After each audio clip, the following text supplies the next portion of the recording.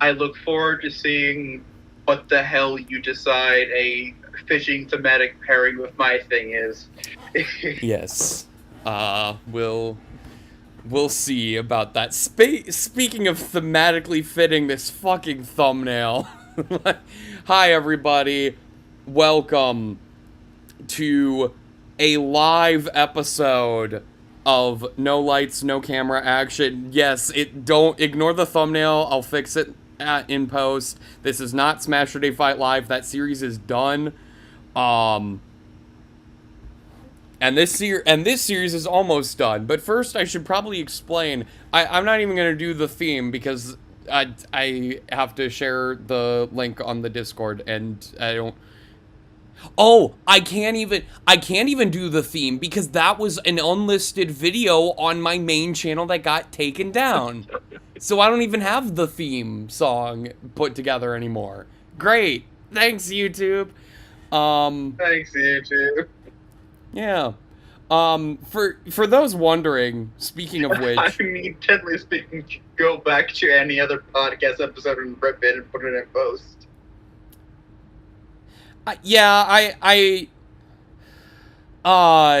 No, that's gonna be too much work for the. That's fair. That's gonna be too much work for the Anchor upload. That's fine.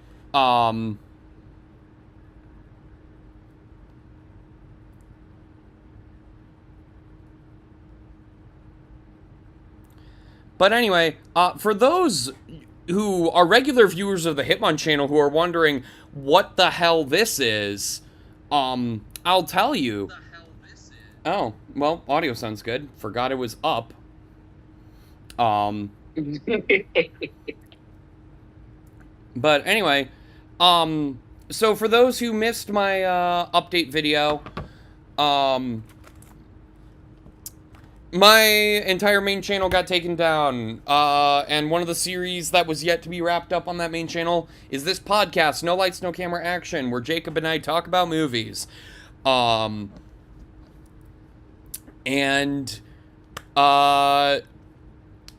decided, I want to wrap up YouTube stuff anyway, so we're going to do 3 more episodes of this podcast, including this one. They're all going to be live streamed on the HitmonChannel and then put on the Spotify and whatnot after the fact. And so this episode we'll do some brief reviews of recent films. But the main things we're going to be doing is we're going to be going over finishing our the story for the pirate horror film we've been developing on the podcast for the past couple episodes. I don't even know where my notebook for this fucking podcast is. I don't know where I put it. It's fine. Well, no, it's not fine because I don't remember where we left off in the story. I'll find that at some point during this episode. And we're also going to be talking about Godzilla, King of the Monsters from 1956, and Freddy vs. Jason from 2003. And then at the end, we'll reveal whatever we're going to be talking about next time. But yeah. Jacob, tell them about Hellboy the Crooked Man while I look for the notebook, I guess. Okay, so update to the impromptu Jacob explores the Hellboy IP segment on this podcast. Since last time, I will have started reading the Hellboy comics, which are fun and cool looking, and whatnot. And also watched Hellboy the Crooked Man, the most recent Hellboy movie to come out. If you were unaware that a recent Hellboy movie came out, then yeah, because they forgot to fucking market the damn thing. And they, last minute, put it direct to VOD. Yeah, direct to video, skipping theaters in America, only releasing into theaters in Europe, I believe. Which is a choice for a movie set in the Appalachian Mountain Range, but alright. I don't know why they did that. I mean, I can figure out why they did that, but I don't know spiritually why they did that. Yeah, it's based off of one of the Hellboy short stories, I believe, that I haven't gotten to, so I can't tell you how accurate it is to the comic at this point. But it follows Hellboy and a rookie member of the EPRD, the Bureau of Paranormal Research and Defense, as they try and transport a demon spider through the mountains before getting derailed and falling into a plot by a soul collecting ghost, and a coven of witches to steal the soul of some guy named Tom.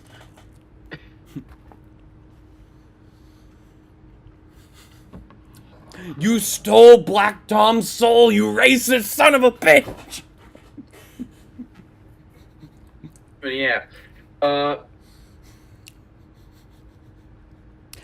The joke is that Black Tom Cassidy's actor from Deadpool 2 Right, plays yeah. Hellboy. Yeah.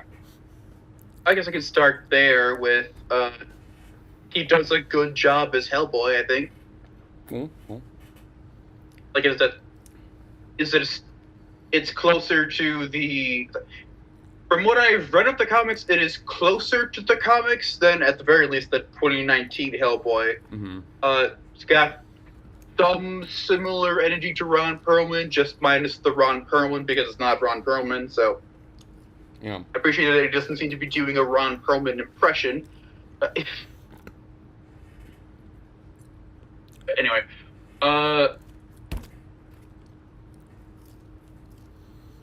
characters are fun. I particularly enjoyed the blind reverend during the whole sequence in the middle of the movie with the church.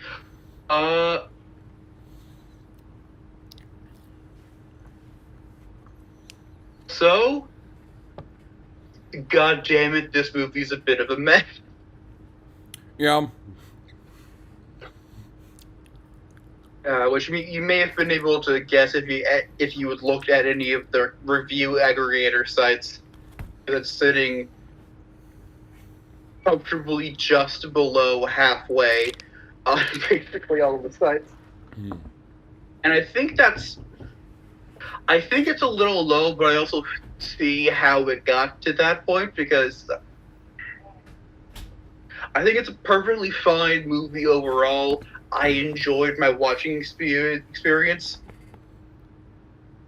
But if I were to try and summarize it in a snappy way, it is trying to do something. It is trying to go somewhere with, like, the editing and the framing and cinematography and whatnot, but it's not quite sure how to get where it wants to go. Mm. And so things that require not even a scalpel, just like a regular sized tool to work around with, instead of getting hit of a sledgehammer. Mm-hmm. Namely the editing, which at times is solid and at times tries way too fucking hard to make a scene seem spooky and scary. Then earlier in the movie, some of the dialogue's a bit awkwardly exposition heavy, because the movie assumes that you already generally know what Hellboy is going into it, so you don't get like a big explanation of why there's a big old demon man wandering around working for the government. But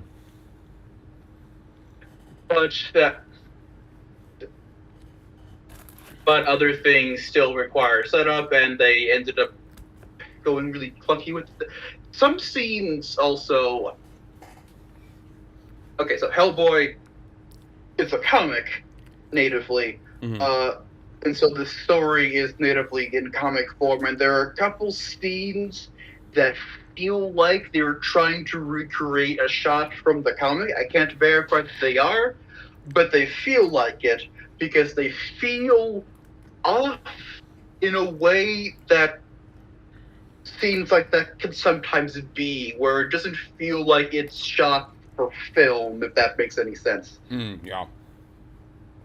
It feels like it's shot for drawing, which is not a sentence that makes sense outside of Well, my own I rambling, I mean, guess. Disney did that all the time back in the day. So they would literally Sure, yeah. shoot real life actors and then use that as reference for. There's some. There's some famous kind of the reverse actor. of that. There's some famous actor that was the reference for John Smith. That the live action reference for John Smith in Pocahontas. I forget who it is. It's a noteworthy actor. That I think it was before they made it big.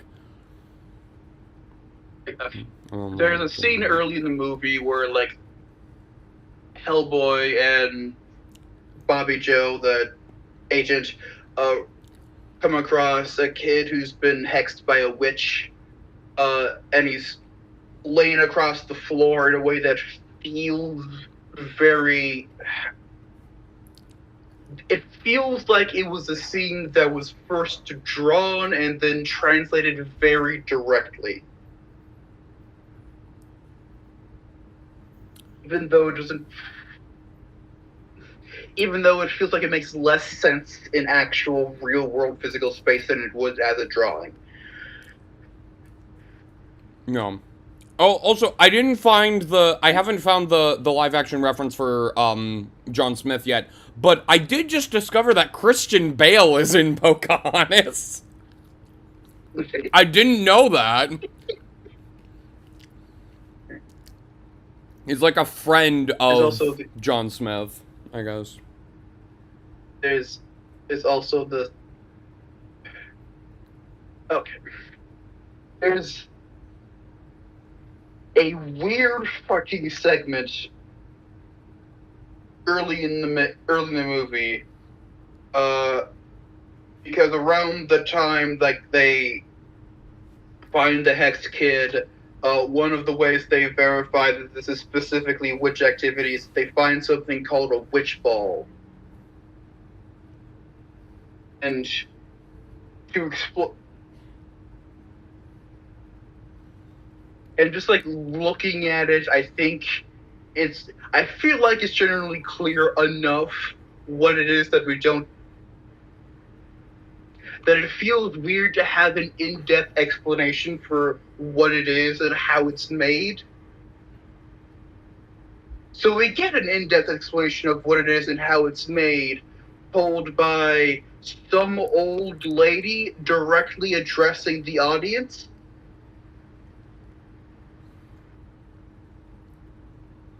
And it feels fucking weird. And I don't know if it's fully in a way that's intended. I found it. The live action reference so this man was the live action reference for a few scenes with John Smith in Pocahontas, as well as Kocoum, the Native American warrior who wishes to marry Pocahontas in the film. Keep that in mind, because it's Butch Hartman who was the live action reference for those characters. Oh. Ah, man. It hurts just as much relearning it as it did when I first learned it.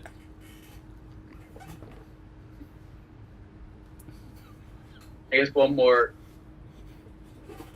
smaller thing that's not really a movie making flaw, is just this was going to inevitably happen kind of flaw, which is not flaw, problem, which is that the movie is set in a rural Appalachian village in the late 50s, which means that every character that isn't named Hellboy or Bobby Joe Song has a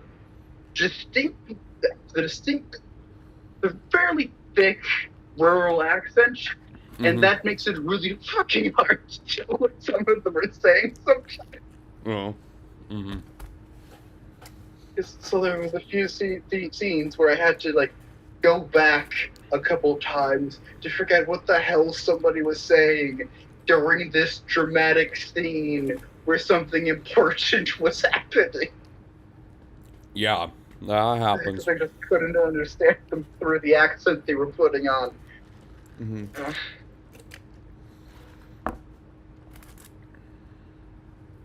Yeah. But still, overall, I think it's a perfectly good enough movie. I'm not sure why it got so awkwardly shit canned in terms of marketing and distribution. Like, there's nothing about like if I didn't know about how it got no marketing and how it got like and how it was forced to skip theaters in the States, like I would not have guessed that kind of situation based off of watching the movie. It's a bit amateurish at times, but not like you need to bury this kinds of amateurish. Yeah. Just normal levels of, well, someone probably should have taken another pass at that. Mm-hmm. Which shows up a lot in a lot of things. Yeah. Someone should also take in like 3 more passes at the CGI for the Demon Spider at the beginning. But that's a different matter. Yeah. God, the CGI Spider looks terrible. Yeah. It is not helped that it's shot in the daylight. CGI has a harder time in daylight, and God, it looks even worse in daylight. Anyway. Yeah. Perfectly. I enjoyed it. I think it's a good movie overall. If you like Hellboy, give it a shot. At least if you better don't than like the 2019. Hellboy, watch a different Hellboy movie first and then give it a shot so you know what the fuck Hellboy is. Yeah, sounds like it's at least better than the 2019 version. Oh, yeah, easily. Cool. Yeah. It also got some... I've gone over, like, random-ass... I've gone over problems in flaws in the movie. There's some specific good things that I want to mention. Like, the movie has a bit more of a horror focus than other Hellboy movies, as my description, the attempts at the editing may have hinted at. And to that end, there's a scene of...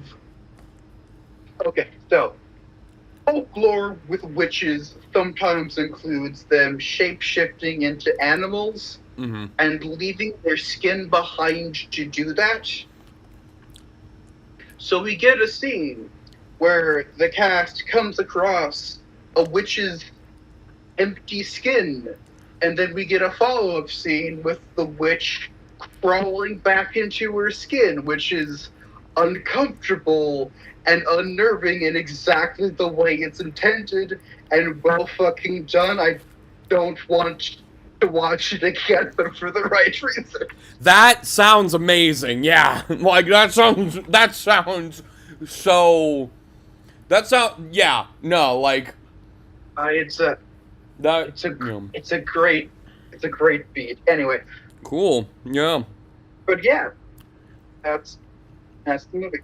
Yeah. Cool. Just so we can get down to the main stuff, I'm gonna speedrun a couple, I'm gonna speedrun reviews of, films that have come out, films that have come out recently, as in this year, that I've watched since we, did the last episode. Alien Romulus. Pretty good, overall. I really liked it. I have not seen any of the other Alien films except for the original. I know, blasphemy that I have not seen Aliens yet, but I'll get to it. Alien Romulus was good. It definitely has some issues. I was initially a bit thrown off by the the resurrection of Ian Holm, but there's no but there. It is pretty jarring throughout most of the film. But they got his estate's permission, so fine. Not so bad, at least.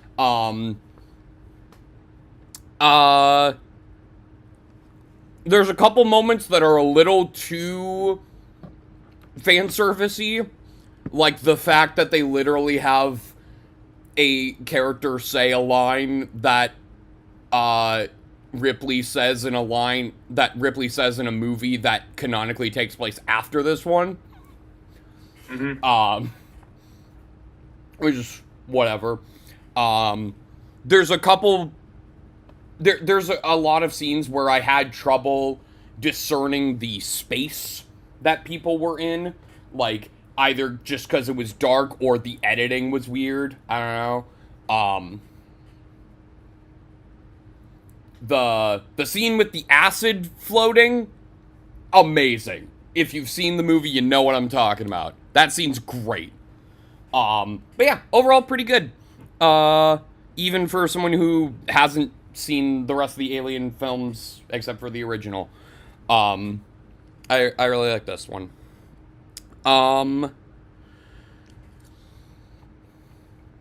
In a Violent Nature. This finally came out on Shudder in September. I've been anticipating this one for a while. And boy, I watched this at the right time, because literally right before I watched this movie, I had just finished watching all the Friday the 13th films leading up to Freddy vs. Jason. Because In a Violent Nature is essentially a deconstruction of the slasher, in that it is a slasher film mostly told from the killer's perspective, in that there's a lot of scenes where he's just walking around in between kills, and it's hilarious. It's very slow, but if you are a slasher fan and can get behind what this film is going for, it's so fun. It's so funny. It's so clever. And also, when it finally gets to those kills, oh my god, they are brutal. There is one kill that actually almost made me throw up. But it was also, like, again, in the best way. Because it's so well done. And it earns those moments because because you're waiting so long for them. Like, it genuinely, like, does a very good job of building up the tension, because, like, you know these kills are gonna come. It's just a matter of waiting a very long time. But the film does it in, I think, a masterful way. One of my favorites of the year.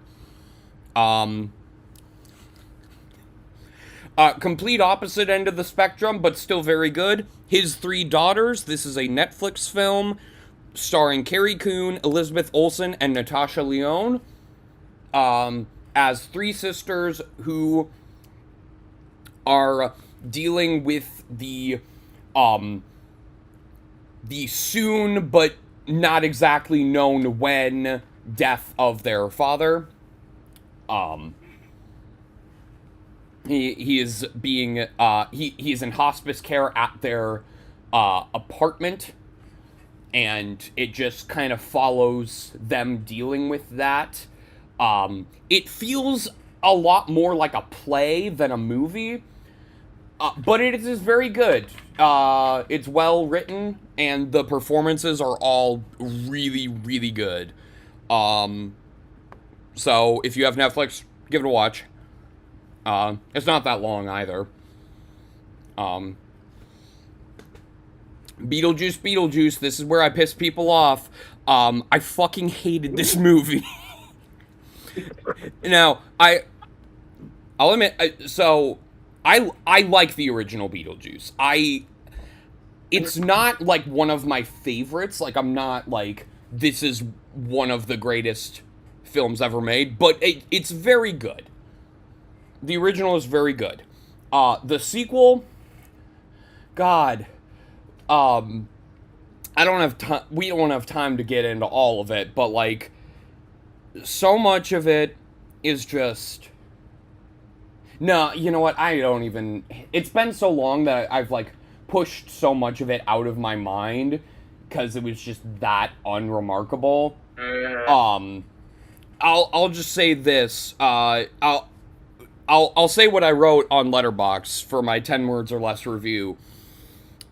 They should have just made a movie starring Wolf Jackson. Wolf Jackson is the character played by Willem Dafoe. He's the ghost of an actor who got very popular playing a cop on, like, I forget if it's a series of movies or a TV show, but he's fucking hilarious, and he's the only good part of this movie.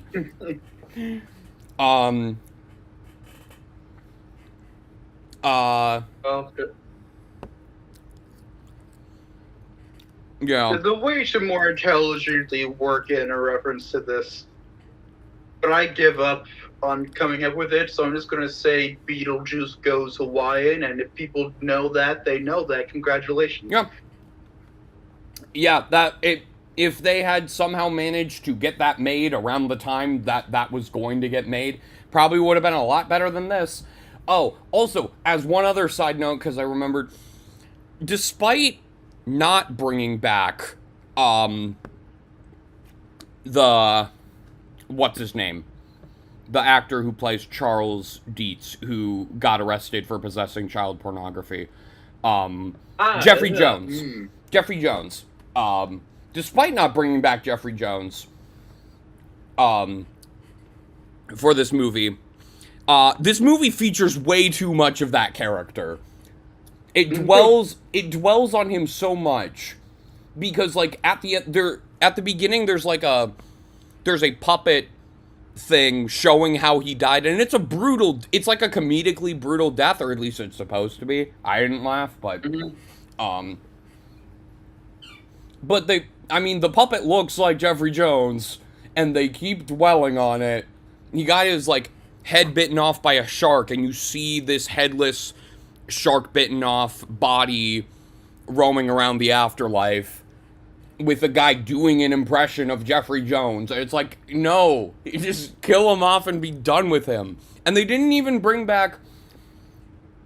Look, I understand not wanting to deal with a lot of CGI, including de-aging and stuff, but, like, the Maitlands are the main characters of the first movie. Like, Beetlejuice ain't the main character. And, granted, he's not in this one either. But the Maitlands are the main characters of the original movie, and there is one line of dialogue acknowledging their absence from the film. One line of dialogue. I needed more.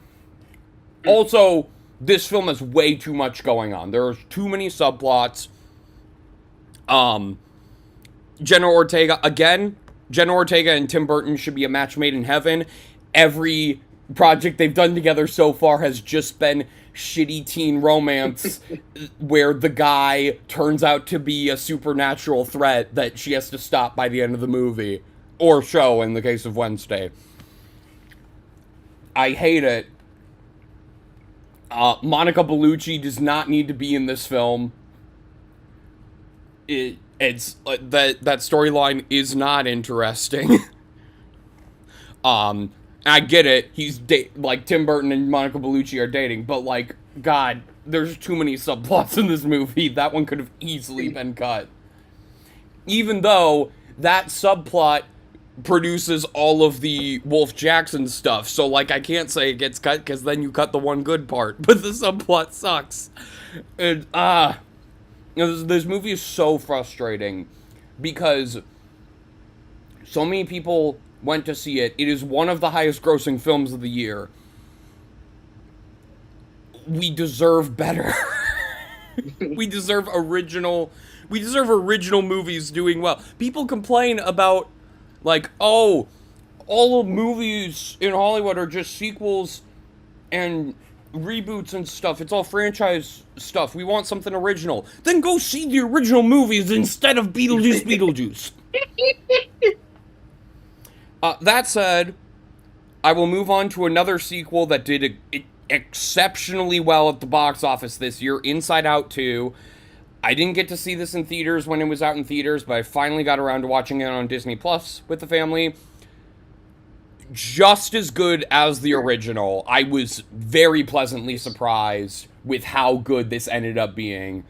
The Inside Out duology and the Toy Story duology are just two perfect duologies where, like, the movies are very similar in terms of plot, but the sequels take that basic, that like core idea and do something new and interesting with it, where, like, you could pick either of those two films as your favorite of the series, and I would be like, yeah, you're right.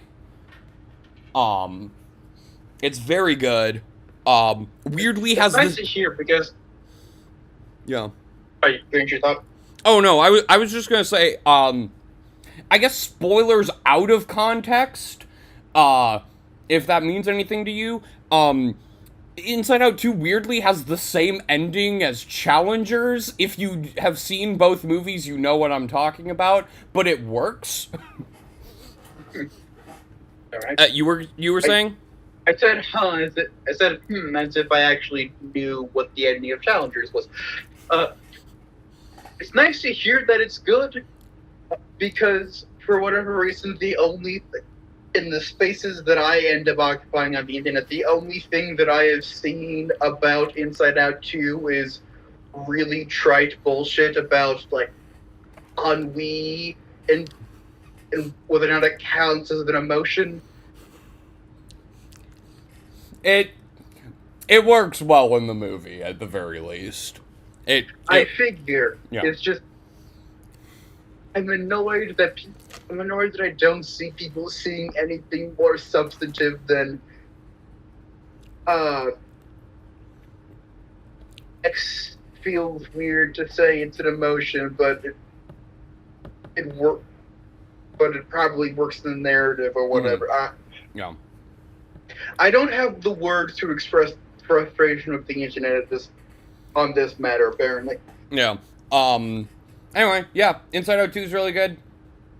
I definitely started to tear up at parts. Oh boy. Joker Folie à Deux. Now, I'm gonna keep this very brief because I need to rewatch this film to fully form my thoughts on it. What I will say, it is not nearly as bad as people are making it out to be.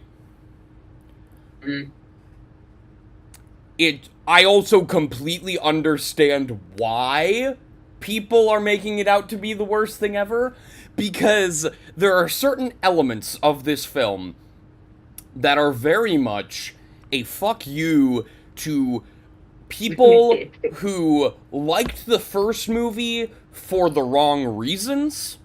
Yeah. And by that I mean people who misinterpret it the same way people misinterpret Fight Club or American Psycho. Yeah. But I would say maybe watch it, go into it with an open mind. It is definitely very different from the original. And I did happen to rewatch the original before going to see it. And I noticed on my rewatch of the original, I do not like this nearly as much as I did when it came out. When it came out, I considered it my favorite film of 2019. Now it's like a 5 out of 10. I guess I was just in a very different headspace back then, and like I was just starting to study film, and so I was probably just like really blown away by the performance of Joaquin Phoenix and the technical aspects of the film, which are all still really good. It's just that the script is very bare bones and does not often go beneath the surface. And I think at the very least, Joker Folie à Deux succeeds better at what it is going for. Whether that's good, I am still unclear. But for what it's worth, my mom has stated this film as her favorite of the year. I'll just throw in that I have seen two general takes on the movie besides people being angry that the movie told them to go fuck themselves. Yeah. One is that, as you've already mentioned, the movie tells a certain kind of person to go fuck themselves. And the other is someone comparing it to the ending of Attack on Titan. Oh, yeah, you mentioned that. Which has...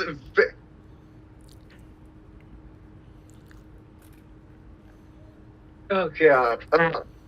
I don't know how to express what I mean by that, what they mean by that, without just pointing you at like an hour or whatever the hell long video essay.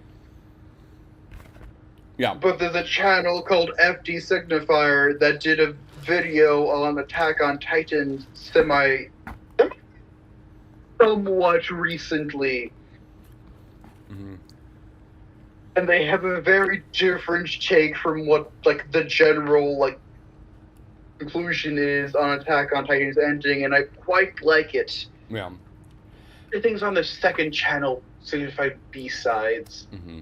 Anyway, Anyway, not a recent film by any means, but I do want to throw this in there. If anyone is looking for a good like horror movie to watch for Halloween, I cannot recommend enough Dark Knight of the Scarecrow from 1981. It is a made-for-TV movie, and I know that might turn some people off, but it is genuinely one of the greatest horror films I have ever seen. I don't want to say anything else apart from, if you're a Muppets fan, you'll recognize one of the actors. Specifically, what's his name? I should actually give him credit where credit's due. Charles Durning, who played Doc Hopper in the original Muppet movie from the 70s. He plays the main character, essentially, in this. This movie's so fucking good. And you can find it readily available for free on YouTube and other streaming platforms. Just don't watch the sequel that came out in 2022, because that is hot garbage. Dark Knight of the Batman? That is hot garbage. Anyway, speaking of phenomenal horror films, The Substance may just be my favorite film of the year. The Substance is so good. And I'm not going to say anything else. I mean, enough people have praised it. And I don't want to give anyone, I don't want to give anything away for people who haven't seen it yet. If you can handle the gore, and there's a lot of it, but it is worth it because this film is so fucking good and has something very valuable to say and does it very well. Okay, I'm going to bring up a movie by way of a question. Yes. Remember that movie? Every time you say the name The Substance, I keep thinking of, I think it's called The Stuff. Oh yeah, the ice cream, the killer ice cream movie? Yeah. Yeah.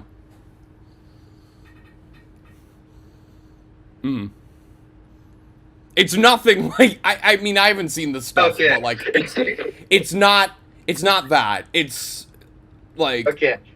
That was the question. I mean I'll say that like for anyone who somehow hasn't heard about what I'll give like the briefest of synopses as to not give anything away. I'll just say what the trailer says essentially.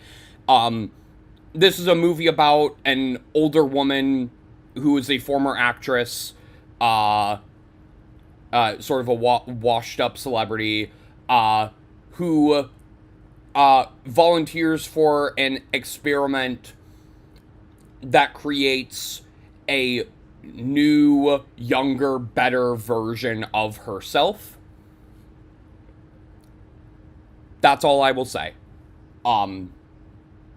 Apart from the fact that Demi Moore should absolutely, at the very least, be nominated for an Oscar for this, if not win the Oscar for Best Actress. She's so fucking good in this movie. And it is a very vulnerable performance. Smile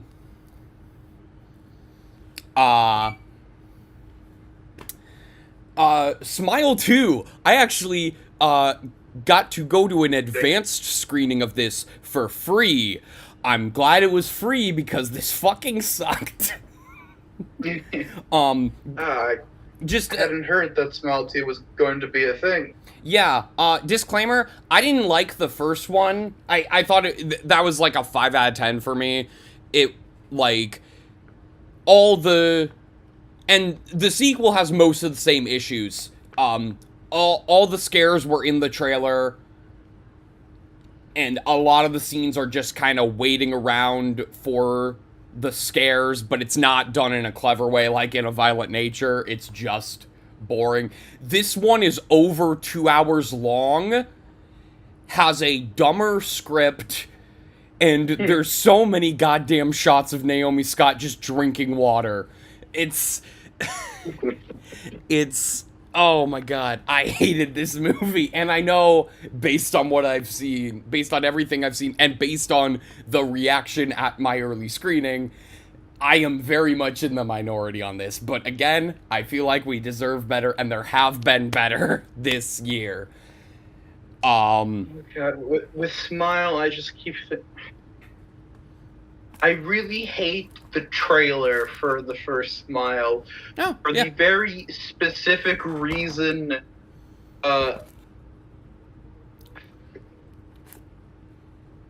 Okay, because the trailer for it's the trailer that she kept showing up in advertisements for the movie for the first Smile featured like a person in therapy or whatever talking about like their experience with like the Smile demon or whatever the hell it is. Mm-hmm. And there's the beat that keeps getting highlighted in those ad trailers, which is them saying it was like a terrible smile. It was the worst smile I've ever seen, and then they just hard cut to people doing a very over the top evil smile. Oh yeah, no, that's all that's what the movies is. The kind of smile you get when you ask a kid to do the most evil smile they can do. Yep. And like, if it wasn't for the line just before it saying it was the worst smile I've ever seen. I've ever seen, like it's the most like it's meant to be the most horrifying expression of all, and it's just normal ass person trying to be creepy smile. Yep. Mm-hmm.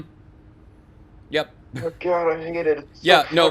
Sequel's just like it. Like again, all the scares are given away. Most of the scares, at least, are given away in the trailer. And it's the exact same fucking plot. Except instead of following a therapist or whatever, we're following a pop star. It's the same fucking plot, but longer and stupider, and I hated it. Literally, my Letterboxd review says it all. Well, it was free. And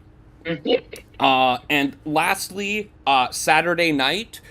This was really fun. It's a film about the behind the scenes of the first Saturday Night Live, and it is a very fun movie.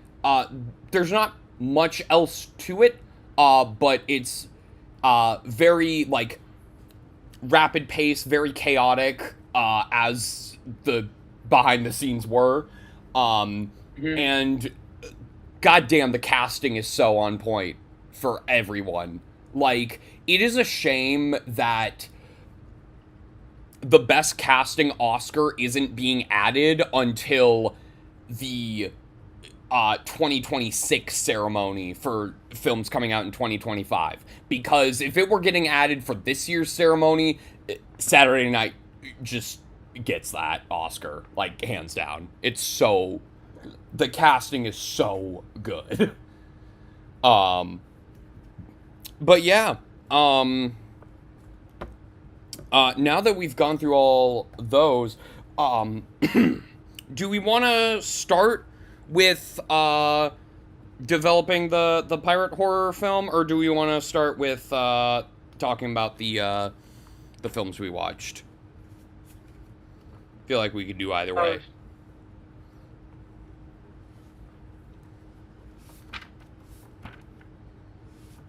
After your last episode, let's shake up the format and go with the movies first. All right.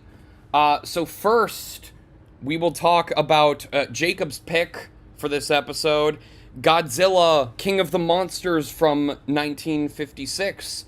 Would you like to give a brief summary on this film? Yeah.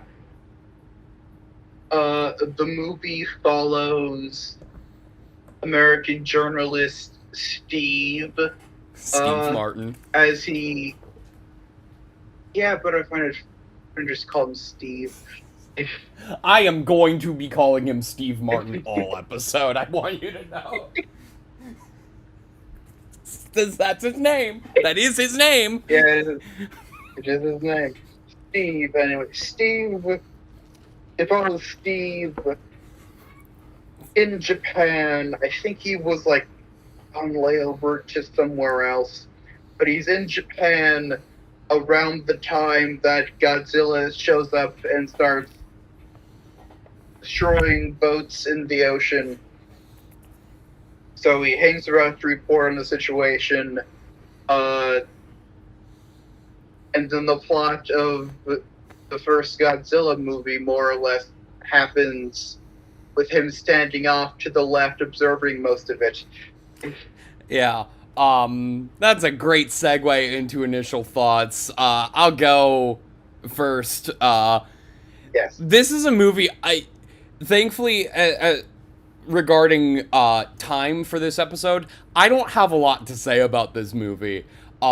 Because now I have seen the original Godzilla in the original Japanese. Jacob... That's why we did Godzilla King of the Monsters instead of that one. Yeah, which I told him we could still do the original, but he was like, nah, we're doing the English one. This does not add anything of value to that original Godzilla movie. If you want to watch a Godzilla movie, like, man, there's so many other options. Watch the original in Japanese. Watch -1. That's probably the best one you could possibly pick. Even if you want an American one, go with the 2015 one or Godzilla vs. Kong. Those are at least more fun. They're at least fun. Yeah. Your initial thoughts? My initial thoughts are that this movie is frustrating. Yep. For me, because there is a version of this movie that is good, and I don't just mean the original one it's ripping most of the footage from.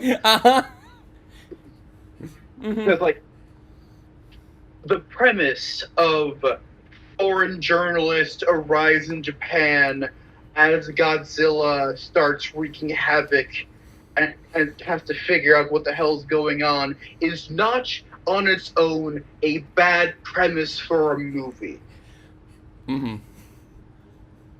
It's a movie that can work perfectly fine, I think, even with the limitation of having to rip a lot of footage, because it's not, in theory, that hard to come up with reasonable reasons why a journalist would be going into some of these locations and getting into danger of some kind. And then they go with the laziest fucking option every time of he happens to know someone important who thinks that Steve is very critical to be brought along for no apparent reason because he does nothing. It's so, like, oh my god. He has no impact on the plot whatsoever. And I understand why that is, but, like, at that point, just do what studios do nowadays and just make a shitty American remake instead of just taking the original and dubbing over some of it, because not all of it is dubbed in English. I hate that so much. It's so bad because they don't have some of the movie is like some of the original footage they just show and unedited, no subtitles, people talking in Japanese about the situation, and then they cut to someone explaining to Steve, who knows Japanese, what the fuck was just being said. Yeah. And it's like other things are people who are native Japan are talking to other people who are native Japan, have no reason to be speaking any language other than Japanese in the situation, inexplicably talking in English in some of the fucking worst dubbing I've ever seen. Yeah, it is worth noting, because I was researching, I was looking up the cast of this, because, like, why I had to. Fun fact, the female leads, at least she is in the original, the female leads, like, two love interests, the scientist who makes the oxygen destroyer, which, by the way... Serizawa? Is that his name? Yeah, Serizawa and Ogata, are both dubbed by James Hong, who is actually a very prolific, Chinese-American actor, which, yes, obviously there's a problem there. Yeah, probably most, notable, as of recent, played the grandfather in Everything Everywhere All at Once. But he's been very active, like, since the 50s, and is still active in Hollywood today. Mr. Ping in Kung Fu Panda, Shifu in Mulan, he's in Airplane, he's in Blade Runner, he's in Big Trouble in Little China, he's in Chinatown, like, he's been, active for so long. Also had a notable guest appearance on Seinfeld,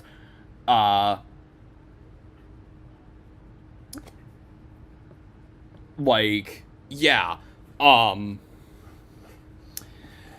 and also, Steve Martin, which, again, as soon as I heard the movie, I was like, oh, fuck, now I cannot watch this movie, and now I can't hear that name without thinking of the actor Steve Martin. And obviously, that's not this movie's fault, but, like, the fact that, obviously, they went with the most American-sounding name, and it just so happened to be... it just so happened to share the name with a very prolific comedic actor from later, which ruins that part of this movie in hindsight. But obviously, again, it's not their fault. Notably, this man is played by Raymond Burr. I was very curious about him because when I was watching the film, I thought he looked like a discount Cary Grant, which is ironic because there's one film I have seen him in, and he plays the villain in Rear Window. Of course, a famous Hitchcock film, and Hitchcock and Cary Grant worked together a lot. Cary Grant's not in Rear Window, and he also does not look anything like he does in this movie in Rear Window. But still, that's interesting. Also, most famously, Perry Mason. He is Perry Mason. Yes. I have not watched Perry Mason, but yes, he is Perry Mason, which is what most people will probably know him for. And yeah, it's like every single scene he is in, he is just observing, taking notes, and occasionally showing shock and terror.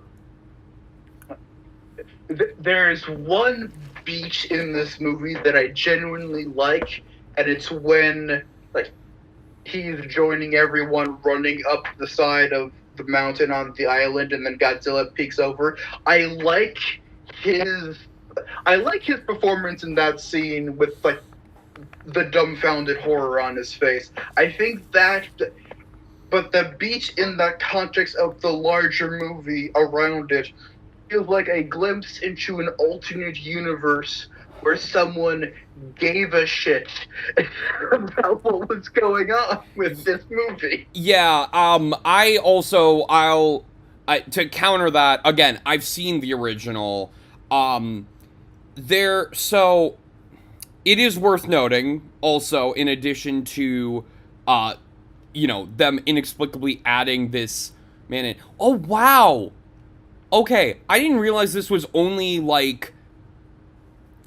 oh, wait, hang on, let me check the times again. Okay, so this movie, King of the Monsters, is 16 minutes shorter than the original. In the original, obviously, so a lot of what they end up cutting out of the original is proper build-up to Godzilla, because in this movie, he just kind of shows up, and, it's not properly built. I'll admit, the original is slow, but it's done with purpose. I feel like I like to compare the original Godzilla to a lot of the early Universal monster movies, in that they're short movies, but they are kind of slow builds up to the monster. Most of them, anyway. Invisible Man is on another level of being actually really fucking good. So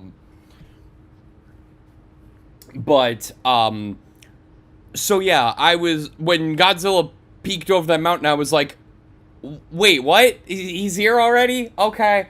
But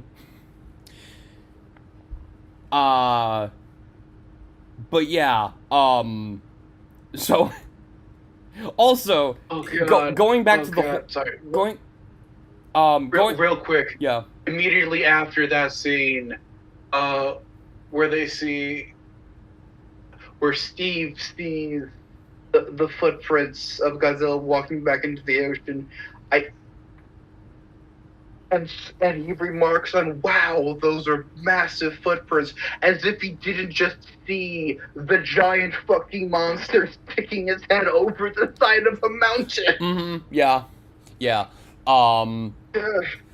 Yeah, also, I just remember, going back to the awful dubbing in this movie, earlier on in that scene, there is a line that is straight up repeated 2 or 3 times. I don't remember what line it is, but I remember distinct, and it's not a short line, it's not like a one word or anything, it's a long line that it is like a full-ass sentence that is repeated twice. I think it's like, be careful, you don't, I don't know, some warning, I don't remember. it's, and also I just remembered the other like most awful part of the dubbing is that when Dr. Yamane speaks, there are multiple times where he says the word phenomenon. Now, if that didn't sound right to y'all, you're right, because he keeps mispronouncing the word phenomenon. I don't know if that's an accident or if it's intentionally meant to be like poor English. Either way, no. Bad. I was like, what is he say? Like, I kept like wondering, like, wait, how the fuck did he just pronounce that word? It's like, and it happens upwards of 3 times in different scenes. I'm like, what? Oh man. Oh, The movie also makes heavy use of the classic trick of having the actor that you couldn't actually get in to do the role because obvious reasons. So you replace them with someone who looks similar from behind, just to have them never face the camera. Yeah, like, oh my god, it is so much fucking distracting. It's so obvious. All of the new shit is so obvious. Because, like, A, that stuff that you're talking about. B, the fact that the main character does not interact with the story at all in any meaningful way.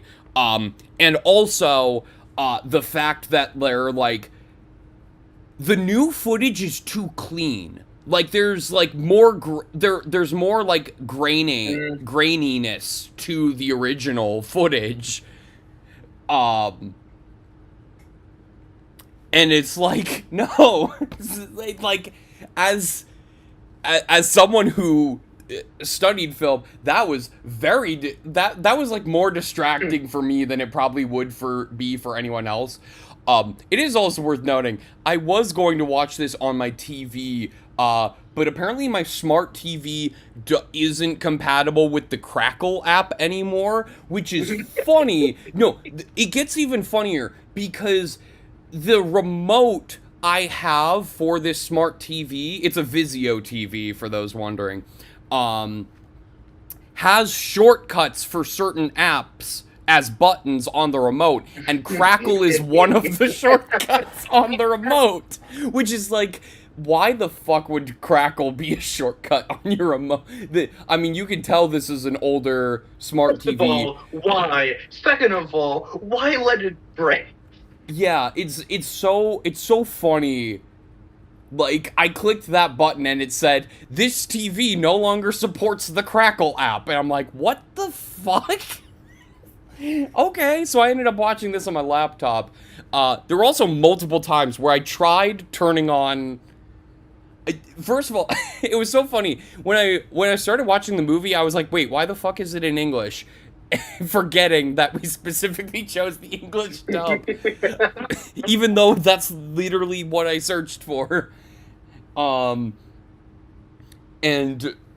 then there were multiple instances where I was watching the movie and I was like, wait, this part isn't dubbed. Can I check to see if there are subtitles? And it was just always the same. The subtitles say, speaking Japanese. I'm like, why? Like, oh my god, this movie is so fucking lazy. This is like on par with the Pinocchio movie's coming, or the Pinocchio video is coming out eventually. Maybe next month, we'll see. I'm less busy next month, so maybe I'll be able to get it edited. I am currently focused on editing the Development Colon of Development Colon, which will hopefully be coming out next week, in time for the 1-year anniversary of Development Colon.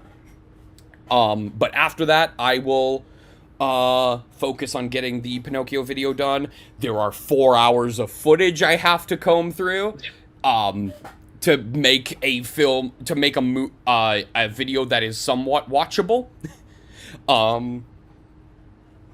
So yeah. But one more thing I'm going to throw in before we should probably move on to final thoughts for Godzilla. yeah. Okay, I haven't seen the original, Mhm. so I don't. So, correct me if this is off base. Okay. The ending feels too triumphant.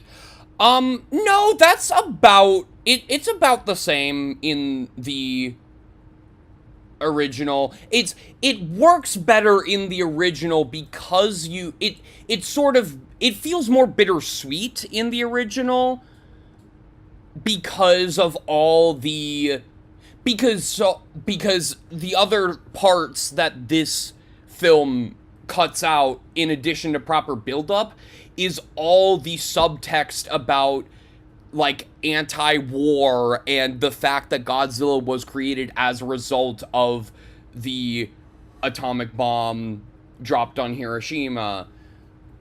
Like, because that first, it basically from my understanding, again, there are two very different ways to make a Godzilla movie. There is the American way, which is dumb but fun monster movie. And then there is the Japanese way, which is very serious anti-war, anti-weapon type thing.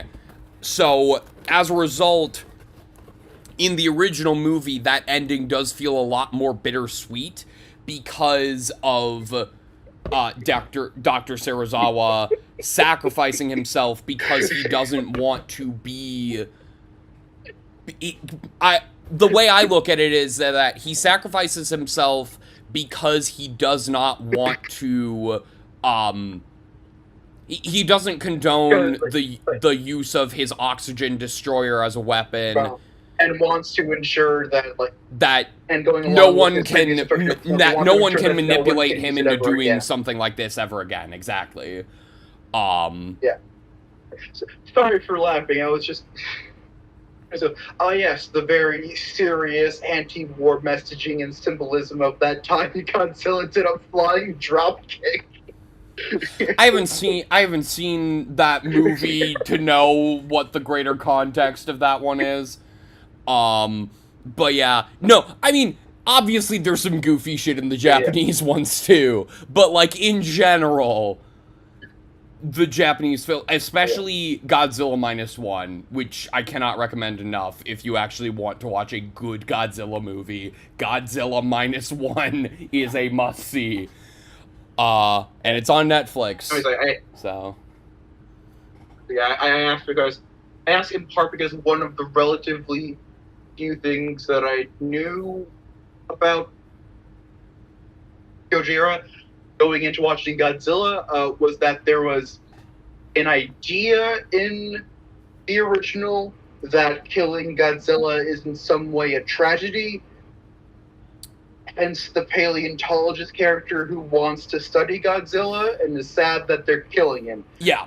Mm-hmm. Again, it's much better done in the original, like, when you have the proper build-up. Because also, like, you get to know these characters in the original, and you don't in this one. You really don't. You only kind of even get to know Steve.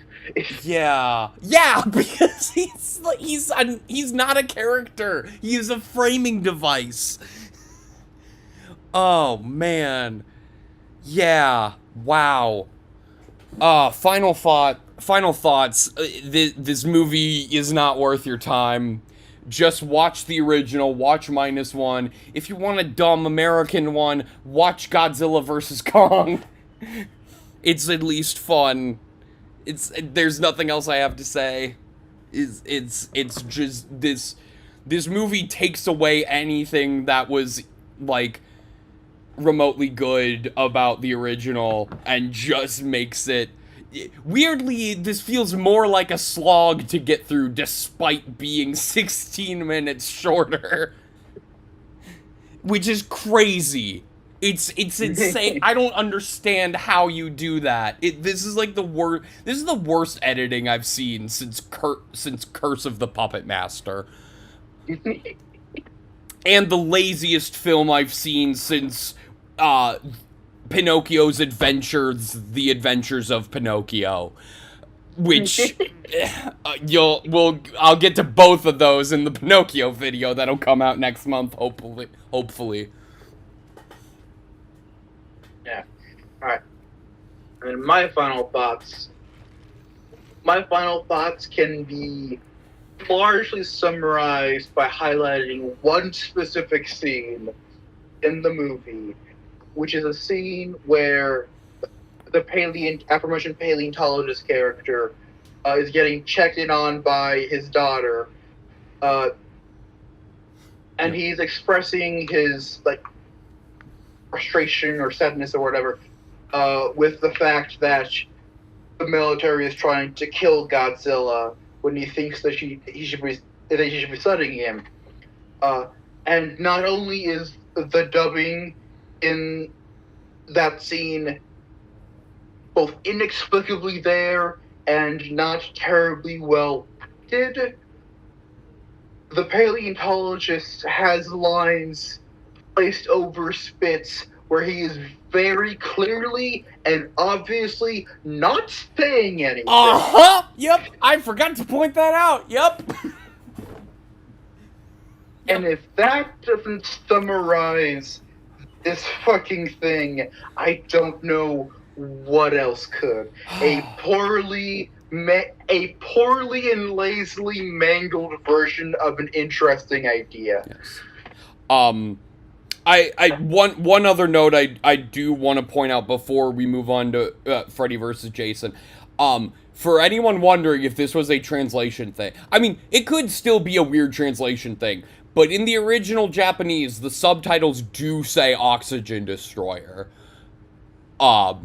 So, as far as I know, that is accurate to the original. Yeah. Which is insane. It certainly makes more sense than the only other variant that I've heard, which is Oxygen Bomb. Yeah. It's which in the context of hydrogen bombs doesn't exactly make sense for what it does, but yeah. It's just so funny to hear and see. Yeah.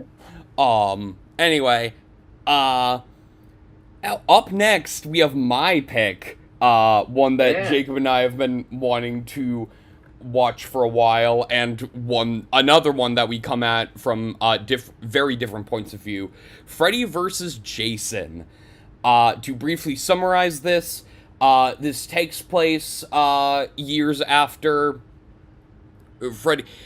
The continuity isn't clear. It's not clear if any of the movies are canon, but in the time that this film takes place, Freddy Krueger has been defeated and has been dormant for years. He is trying to come back to Elm Street to kill some kids, but he isn't powerful enough because they have forgotten about him and therefore do not fear him. So he has no fear to feed off of. So he resurrects Jason Voorhees, lures Jason Voorhees to Springwood in order to start killing people and give them fear so that he can build himself back up. And then eventually he kills too many. He steals kills from Freddy, and Freddy gets mad about it. So they start fighting. That's this movie. Initial thoughts. Why don't you start with your initial thoughts, since I went first for Godzilla? My initial thoughts. Fun, but also a bit frustrating. Completely understandable. my initial... I'll elaborate after you go. Yeah, my initial thoughts, it is worth noting, Jacob, correct me if I'm wrong, has not seen any of the Nightmare on Elm Street films or any of the Friday the 13th films before this. Correct. I have now seen all of them. The only Friday the 13th movie I haven't seen is the remake from 2009, which obviously came out after this. So I watched this first, and I'll eventually get to the remake.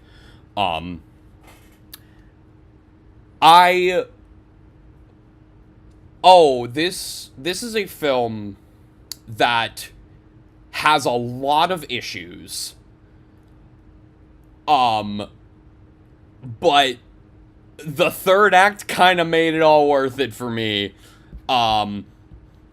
It is, I think it says something about the overall quality of these two franchises that I would probably put this on the higher end of a Friday the 13th ranking and middle or lower end for Nightmare on Elm Street ranking. I will definitely watch this again, and I could very well change my opinion for the better or for the worse on a rewatch. And I would like to start off with a casting fun fact. So I had one for I had two technically for Godzilla King of the Monsters. But a fun fact for Freddy vs. Jason's casting that I knew before this. Actually, two. I mean, obviously, one of them is more well-known. Kia, the black girl, is played by Kelly Rowland, who was a member of Destiny's Child. Obviously, you know, a lot of people probably know about that one. What people might not know is Lori, the main character, essentially, the final girl, played by Monica Keena, who I know for a little film called Snow White, A Tale of Terror, in which she plays Snow White. Snow White, A Tale of Terror, for those who do not know, actually, you can listen to me talk about that film at length on the podcast. If you're listening to this on the podcast platform, Spotify or whatever, you can hear me talk about this film because I did a bonus podcast for a little while called The Miserable Movies You Missed, where I talked about any Miserable Movie Monday watches that I couldn't upload to YouTube due to copyright issues back when I wasn't editing them into like shortened videos. And one of them was Snow White, A Tale of Terror, which is a fucking wild ride, and I love it. It is Snow White from the perspective of the evil queen, essentially. And it's Monica Keena playing Snow White and Sigourney Weaver playing the evil queen. So a very interesting and weird movie, to say the least. But I remember, like, because when I saw that movie, I was like, oh, she's really cute. I wonder what else she's been in. And immediately I'm like, oh, Freddy versus Jason. Cool. Yes. So, yeah. Now that that's out of the way, delving more in deep, you seemed like you wanted to elaborate on stuff right away. So. Yeah. Okay, so with our description of a plot, it kind of goes. It's almost not even worth mentioning the fact that there is a cast of slasher movie victims that Freddy and Jason end up blendering through over the course of the movie. My frustration largely largely focuses on them, because fair. Yeah. Okay. These characters don't have a ton going on, which is on its own fine. It's a slasher movie, so most of them exist just to die anyway, so Yep. your investment is already not meant to be terribly high. But also, furthermore, this is a title fight movie. This is a movie where the narrative exists purely to justify two guys hitting each other as hard as they can for however long they end up wanting to choreograph the encounters. So their importance is even lower than it would normally be, because they do just exist to be cannon fodder, but that stuff between these two guys as they try to cut each other to pieces. Mm-hmm. The movie ends up introducing this. With these characters, the movie ends up introducing an interesting idea with the adults of the town, particularly our main character's father, drugging people who have any kind of even tangential connection to Freddy Krueger or encounters with Freddy Krueger, in order to prevent them from dreaming and to keep people from knowing that Freddy exists and to keep people from fearing him. Mm-hmm. And there's an interesting nugget of an idea in there that I think goes well with the ideas of what I know of Nightmare on Elm Street, and this idea of parents orally handling a situation and their children having to deal with the fucked up consequences. Yes. And this movie doesn't really do much with that after the halfway point. Yeah. The Hypnosil plotline is way more interesting than this movie story needs to be, and it only exists, it feels like, to justify them pumping Jason full of so much sleep meds that it knocks him out, and thus he can fight Freddy in the dream world. Yes. I completely agree. There is definitely some wasted potential there. That is also, again, more interesting than this needs to be. Although I would argue, again, in general, the plot of Nightmare on Elm Street movies is a lot more interesting than that of Friday the 13th. So I think that lends the film some issues when trying to combine those two, stylistically. You run into issues. I would also say these characters, as far as personalities, are much more in line with Friday the 13th. Because, I mean, Nightmare on Elm Street has plenty of nothing characters as well, but also it has some interesting recurring characters. It has multiple interesting recurring characters throughout the franchise, and even interesting one-off characters. Friday the 13th has exactly one interesting recurring protagonist, that being Tommy Jarvis, who is not in this film. Again, this film's continuity is weird because it's kind of in its own little pocket, but it has references to a lot of the previous films.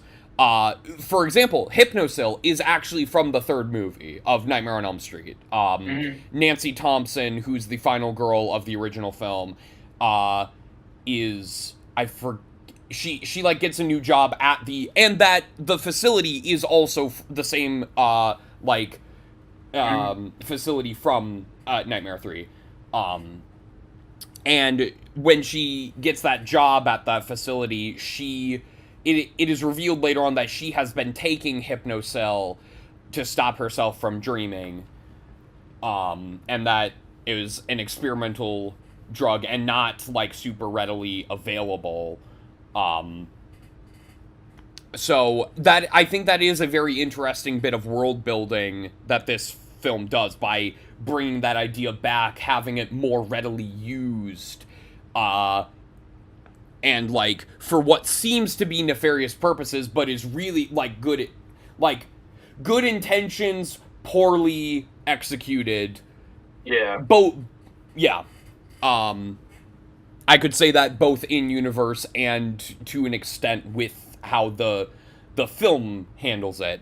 It is worth noting also, after I watched this film, I watched the kill count for the kill count for it on Dead Meat.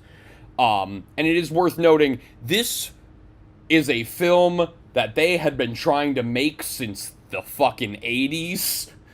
And so many rewrites, which makes a lot of sense. Yeah. Because a lot of the dialogue is really shit. Freddy, okay. Freddy Krueger is an interesting character because in his original film, very dark, very sinister, very scary, and as the series progressed, he got more and more cartoonish. This film feels like it's kind of in a weird middle ground. I mean, it is worth noting this was after Wes Craven's New Nightmare, which, despite being very meta, kind of returns Freddy Krueger to his darker roots. And he's not making as many jokes in this one, which I kind of miss, but his dialogue, there's a lot of his dialogue that is just straight up exposition, which is really weird to hear. Like, with the teens, I understand. The teens are always expositing in these films, both in Nightmare and Friday. But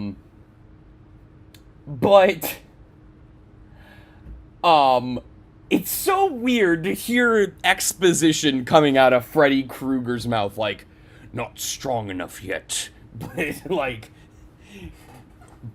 so, but maybe I can let Jason have a little fun. It's like, he's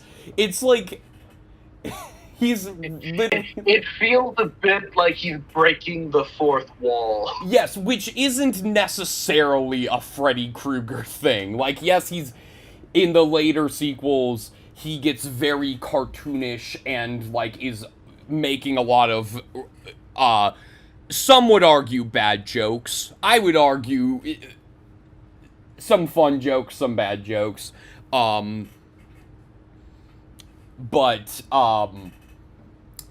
it's kind of a weird middle ground in this film, which there are some moments that are really strong for him, other moments it just does not sound right. That can be said about a lot of the dialogue in this film. It's early 2000s. That brings some baggage with it. A particular line from the Kelly Rowland, also that's preceded by a particular line from Freddy, which apart from those two lines, that interaction I think is really fun. Apart from those two specific lines. And if you've seen the film, you know exactly what I'm talking about. I don't want to say either one, because Freddy's is racist and Kelly's is homophobic. Oh, God. Did you just realize that? Yes, I just did. Yeah. I'd forgotten about that interaction somehow, and I was slightly better for it. Yeah, no, and that is something I had heard about going into this, that was a thing. I was like, okay. thankfully, apart from that, there's... I'm amused that I forgot that bit, because that character dying was, like, the only specific thing I had seen of the movie before going into it. Yeah, yeah, and this is... Yeah, but apart from those two lines, I don't remember any super offensive dialogue in this movie. It's just kind of bad dialogue. I will say, not, like, particularly a fan of the sexual assault beats in the movie. Yeah, okay, so, like... Those are... Yeah, it's a movie that used to be fun. Those are bits where it stops being fun. Yeah, that's another weird thing with Freddy Krueger. In the original movies, that's not, like, a thing. I mean, you can come to that conclusion if you, like, really analyze certain parts of Freddy and his actions. But none of the original movies explicitly paint Freddy Krueger as a pedophile. He's just a child murderer, which is totally fine.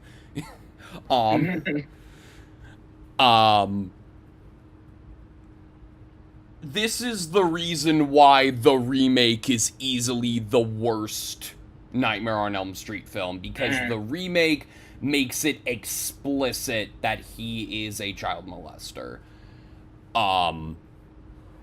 Which makes it less fun. Exactly. Freddy is like one of the... again, of the big three slasher villains... People like Freddy because he's fun. Exactly. He is the most fun of the big three slasher villains, between him, Jason, and Michael. So yeah, it really is a shame that, yeah, as soon as that, like, the opening scene, I was like, man, I thought we didn't get into this until the remake, man. Because I guess, and I believe that was part of the original plan for Nightmare on Elm Street. Like, from my understanding, Wes Craven's original plan was for that to be more explicit in the original, but they cut it, I think wisely so, because even though he is more sinister in that original film, and not the joking character, although he still makes a couple jokes in that original movie, but, like, he is a much darker character in that original film, but it never goes too far, where, like, it's not fun to watch anymore. So yeah, it is really unfortunate that they leaned a little more into that in this movie. Yeah.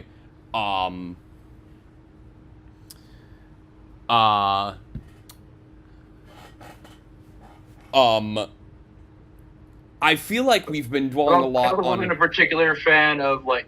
Okay. The scene where Freddy is toying with the girl whose boyfriend was a dick that got murdered by Jason. Oh, yeah. Mm-hmm. Yeah. Yep. I know what you're...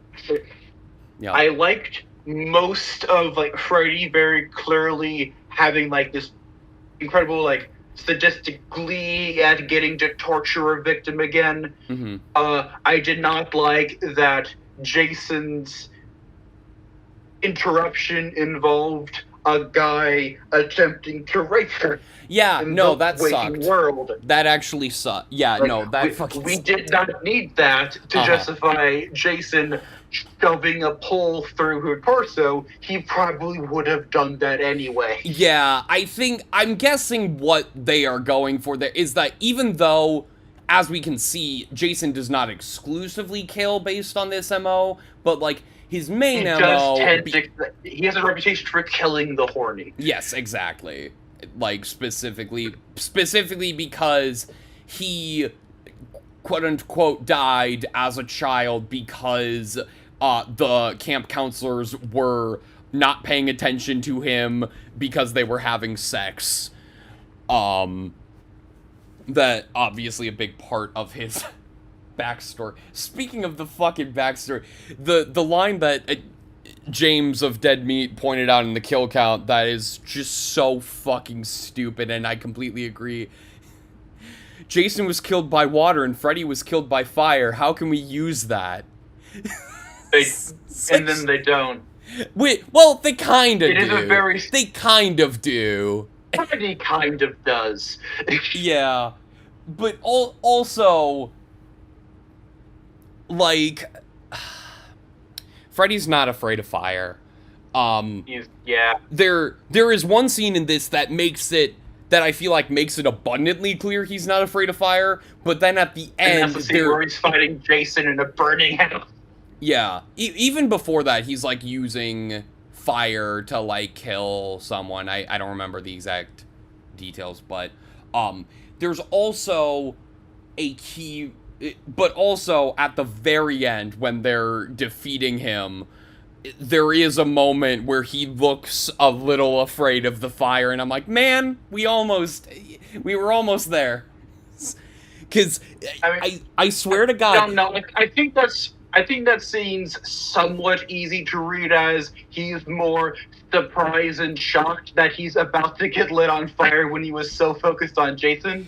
See, you'd think that's easy to read, but you have no idea. For me, who knew Freddy being afraid of fire is stupid, going in and just chose to try and ignore it. Because I've watched all the movies. So many people, even people who have watched all the movies, like, James A. Janice of Dead Meat has made this misconception too, that Freddy Krueger is afraid of fire. That is never established in any of the films. Yes, fire is often part of the key to defeating him. Not even often, really just in the first movie and this one. But, like, he has never been stated to be afraid of fire, and I hate how many... Because, like, people use this against him in, like, dumb podcast stuff. Like, because when Dead Meat does their, like, Survivor seasons, where they simulate Survivor with horror characters, which we'll be doing a very similar thing next episode, they had Freddy lose because of fear of fire. Exactly. And also, when Razzle was, like, ranking the hottest monsters in media, they put Freddy at F tier, not because of anything about his appearance. You know. not because of anything about his appearance or any of the weird stuff from this movie and the remake. No, they specifically put him at F tier because they could not have a nice candlelit dinner with him without him being afraid. That was their argument for putting him in a fucking F tier. And it pisses me off. That said, I enjoy that. Side note on the point of podcasts and his fear and his false fear of fire. I enjoy that because one of the recent. For those who aren't aware what time of year it is, this episode of the podcast we were talking about horror movies and then finishing writing a horror movie, and then one of the horror movies is Freddy versus Jason. Around, like, a couple weeks ago, the Death Battle podcast did an episode discussing the matchup Freddy versus Pennywise. I didn't listen to the podcast. Did they do it in that too? No, the person arguing for Pennywise tries to bring it up, and then it gets quickly shut down. Thank fucking God. Also, apparently, the Nightmare on Elm Street books get wild. I know It's a nothing real about story. the books, but I believe it. But yeah. Hell, the sequel comic to this gets Fun episode wild. for the podcast, by the way. You know. All the Halloween ones have been fun this year. Anyway. Yeah. Yeah, I've been so busy with my job that I have not gotten a chance to listen to a lot of them, but yeah, there have been some fun ones I want to check out. Anyway, we've been talking about a lot of negative. I want to get to the positive because holy shit, the third act of this movie kicks ass. Oh god, yeah. Like once Freddy and Jason actually starts fighting, this is so good. From basically the point where Freddy starts, really the point where Freddy like possesses the stoner kid, and it's obvious that he's about to inject Jason with a bunch of knockout drugs. Mm-hmm. Yes, I love that. Wonderful experience. I love the fact that they had Freddy possessing someone because that's something they have not explored at all since the second movie. Because the second movie is such a black sheep of the franchise, for many reasons. It is less humorous. Well, Freddy is less humorous. Some parts of the movie are more humorous, even if unintentionally so. Very homoerotic. Which was intentional. But I'm so happy to see, like, them actually acknowledging that ability that he has. Like, getting to use it in a really fun way. Because, also, when he... Admittedly, some of the effects in this film are not great. In particular, that moment where Jason turns a guy's head around 180 degrees, that shit looks awful. But it's at least fast. Yeah, but the like Freddy Krueger faced like stoner caterpillar from Alice in Wonderland that like that he uses to possess the stoner guy, it looks good. It actually looks pretty fucking good for the time. Yeah. Honestly. And I loved that part. I was like, oh, this is so cool. And then he uses that to possess the guy. I'm like, oh, hell yeah. That, and then when Jason and Freddy are fighting in the dream realm, and, like, it's got this really cool, like, red lighting at first, and then green as, Freddy gets the upper hand.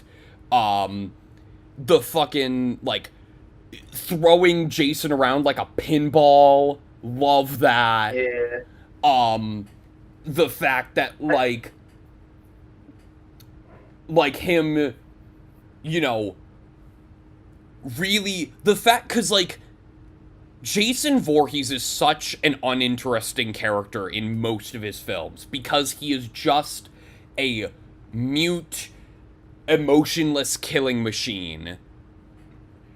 To actually see Freddy Krueger use Jason's fear and, like, show that, yes, even though Jason is, like, this, like, seemingly this unstoppable killing machine, he can experience fear by, like, bringing up the trauma of his time at camp and, like, Jason appearing as, like, the, like, swamp boy Jason, and, like, curling into a ball and crying, as Freddy is toying with him, and he's being surrounded by water, which of course is how he died. And it makes, even though I don't think I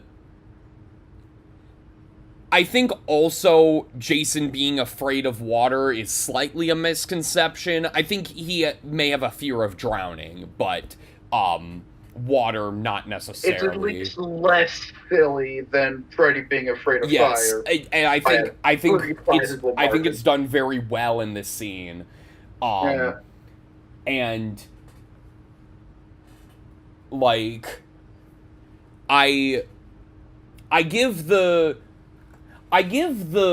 sixth Friday, or the sixth Nightmare film, Freddy's Dead, a lot of flack for just reusing the way to defeat Freddy as being pulling him into the real world. But I feel like it's done well enough in this film, especially the fact that she like rips his ear off. That was cool. Yeah, that was. And that's how they discover it. That was it feels really like cool. a bit sudden as like an idea to be brought in. Like it doesn't feel like it has strong setup in this movie on its own. Yes, but like that is a very solid beat as part of the setup for that idea. For sure. And the cool idea of like keeping Jason asleep until like they get him back to Crystal Lake, which side note that James A. Janice pointed out, these two are in different states. It would theoretically take at least 6 hours for them to drive from Springwood, Ohio to Camp Crystal Lake is somewhere in New Jersey. It is still, though, kind of funny to think that two of the most iconic slasher villains live within a nice drive of each other. Yeah, I mean, obviously, to make this film work, they had to stretch some things. Speaking of stretching some things to make this film work, the opening dream that Freddy gives Jason doesn't make a whole lot of lick of sense, because what the fuck? Like, again, not being able to feed on any fear there is like, I guess you're making him see his mom and like convincing it, which granted, Pamela Voorhees is one of the bright spots of the Nightmare on Elm Street, or the Friday the 13th franchise, sorry. I mean, we could also technically say she's in the Friday the 13th franchise now. Yeah, the Nightmare franchise, yeah. I guess. But, yeah, we both did it. But, like, it is a shame they didn't get... They apparently reached out to the actress who played Pamela in the original movie, and for Visions in the second one, but she said the script was too stupid, which fair. Yeah. But yeah, and once they get to Crystal Lake, and it's like, they have this, like, this movie has a weird obsession with rock and roll in like, it's, with like, this rock music in its fight scenes, but I'm all here for it, because it's like, oh yeah, shit's getting real now. Yeah, all the actual fighting between Freddy versus Jason is so cool, and this movie has such an awesome style to it with those scenes in particular. I gotta remind myself, Ronnie Yu is the director, has he is from Hong Kong, and directed a lot of Chinese action films. But in particular, before Freddy vs. Jason, he also directed Bride of Chucky. Which I haven't watched any of the Child's Play / Chucky films. I've only seen the kill counts, but from my understanding, Bride of Chucky was a bit of a turning point for that franchise in a good way. At least, depending on who you ask, I guess. But yeah, he really brings some style to this. Like, the shot where Freddy jumps out of the lake. So fucking cool. And, like, surrounded by red. And then he, like, has a more, like, demonic look to him. So cool. Like, yeah. Again, this third act, I feel, makes the rest of the film worth sitting through.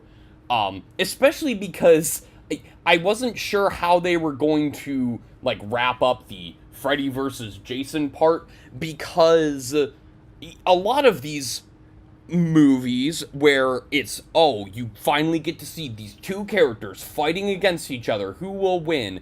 It's always a case where the two characters start fighting, and then they team up to, in order to deal with some other threat. deal with another threat. This film essentially does the opposite, where like Freddy and Jason are essentially starting on the same side.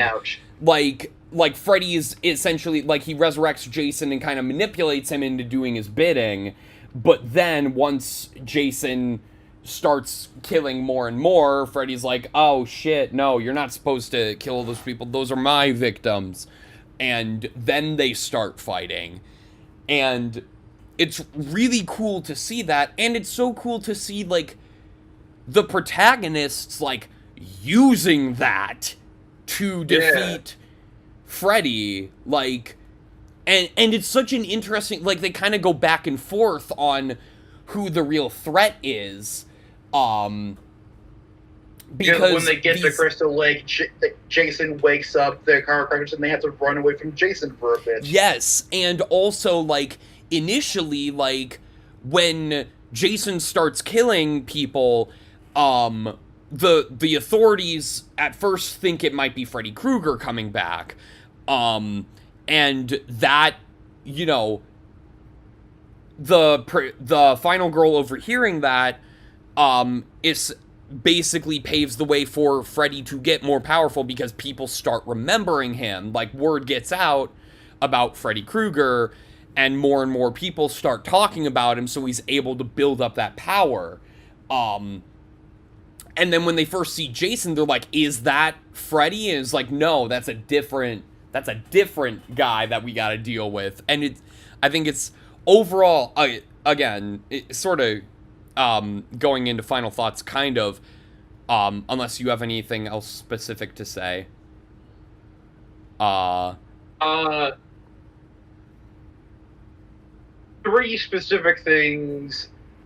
specific things that I want to highlight. Mm-hmm. One, I really like the first proper Jason kill, which is him stabbing the douchebag in the bed and then snapping the bed upwards together. Yep, fucking rules. Yep. I had to pause the movie because I was laughing very hard at that. Oh yeah, it's very funny, but also very, like, disturbing, genuinely. Like, yeah, a good mix there. Two, I like, because Freddy has, like, even when Jason, like, is taking the lead in the fight in the dream world, Freddy has the fairly, like, natural and obvious home field advantage there. And I like how part of how they establish how just powerful he is in the dream world when he's fully going serious in a fight is like that Jason chops off his arms and Freddy acts like all like in pain and stuff, and then he just his arms back out. Yep. Mm-hmm. Two, I don't know why I'm fixated on this, but like when Jason is beating the shit out of Freddy on the dock, I like, as a specific beat, Freddy turning the fight around in his favor by cutting off Jason's fingers so that he dropped his machete. Oh yeah, I forgot to mention and then they use each other's weapons against each other. They use each other's weapons with so Freddy, cool, like, awesome. Brutally shoving the machete downwards, like vertically into Jason, and then at the end, when like Freddy is like slowly like walking back towards like Final Girl and Final Girl's boyfriend who gets to live, Mm-hmm. And it's like initially unclear whether or not it's Freddy or Jason. Where it's initially unclear whether or not it's Freddy or Jason because it's the machete, and then it pans up and it's Freddy holding the machete because his arm with the claws got chopped off. And then Jason comes in from behind and impales him on his own claw hand. So cool. And it's so cool. Just, it's so good. Oh, it's fucking great. It's great. Yeah. Oh, man. Yeah. Yeah, like, I guess going into final thoughts a bit here. Yeah. this is a very flawed film, Mhm. from start to third act, and then two particular flaws in the third act, the two lines. But that third act, man, and a good amount of the My build up God. to it is so good. Like, it really does make the rest of the film worth it. And yeah, clearly, even if you're not familiar with, even if you haven't watched the previous entries like Jacob, There is still there's still, proper fun to be had yeah, here. for sure. And as someone who is a big fan of the Nightmare on Elm Street franchise, and someone who just watched all of the Friday films, The big fan of Freddy Krueger series and has seen Jason's series. yes, I mean, y'all can clearly see where my allegiance lies here. This was, I'm very glad I finally got to watch this, and I will definitely be rewatching it, and my opinion could definitely sway on a rewatch for better or for worse. But man, if nothing else, that third act is so Yeah. good. Like, it lives up to its title in a way that most of these blank versus blank films tend not to this extent.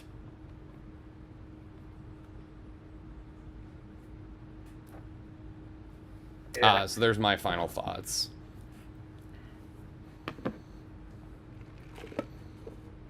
My final thoughts. Frustrating the first and second act. But yeah, fucking hell, that third act takes that. Mm-hmm. Yeah.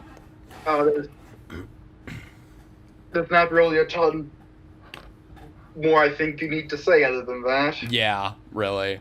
Yeah, also, for those interested in, like, a proper continuation of this, since we really haven't gotten a proper continuation of either franchise since then, they've both been rebooted, but, well, they both had one reboot, and then have been dormant since then.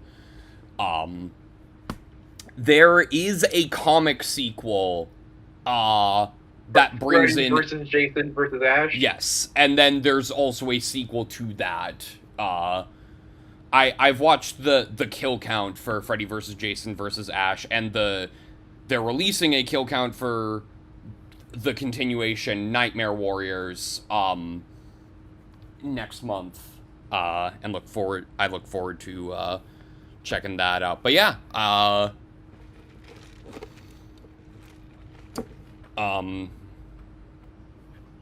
yeah. Anyway, speaking of horror, let's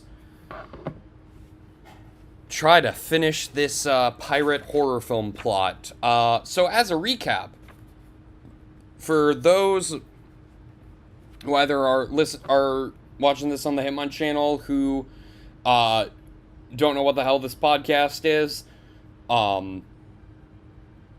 or those who have just missed the previous episodes, we have this, we've had this recurring bit where we've been developing the plot for a theoretical pirate horror film with Blumhouse. And as the plot goes so far, we start at a wedding. The female lead, who's to be the bride, is missing. This is established to be an arranged marriage between her and this, like, naval guy. And the family thinks that pirates have taken her. She's like from a well-off family, and they see pirates essentially storming their town, and taking stuff, pillaging, and they assume that the pirates have taken their daughter. We then see the female lead fashioning her wedding dress into a pirate disguise, making herself appear more masculine. The pirates have robbed her wealthy family, and she comes up to the ship as they are leaving, requesting passage across the sea. The captain of this ship says they are short-handed and welcomes him aboard because the pirates do not know this is a woman. Her fiance then boards a naval ship in order to rescue her. And we cut to the pirate crew bonding over a meal, learning more about the ensemble. We have the helmsman, we have carpenter, the helmsman being named Willie Wheeler. Some of these characters have names so far, some of them do not. The helmsman, Willie Wheeler, the carpenter, Sergio Carpenter, aka Serge. We have a butcher. We have the topman, named Sylvester Berg. We have the gunner. We have the cook. We have the captain. And we have the quartermaster, who will eventually be revealed to be the main villain.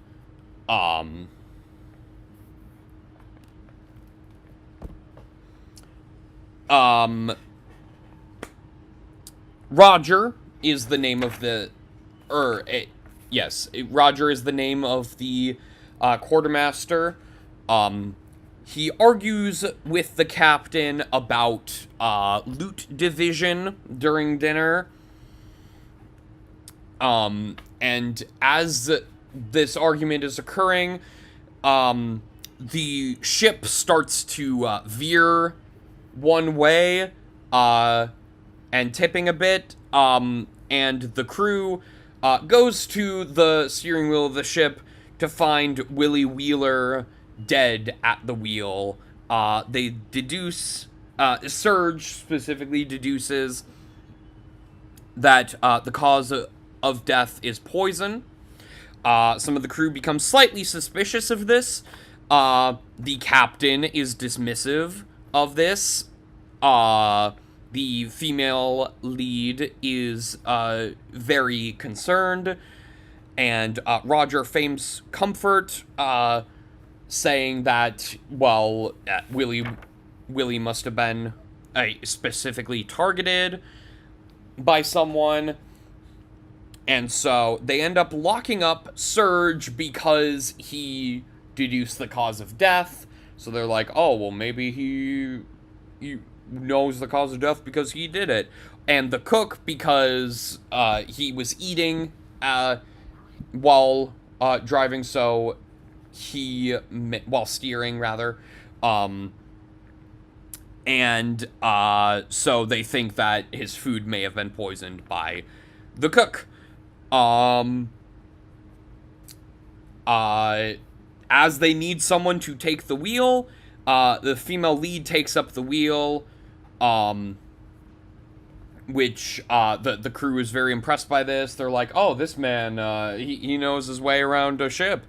And then we get a little chat between her, Roger, and the gunner about family, specifically.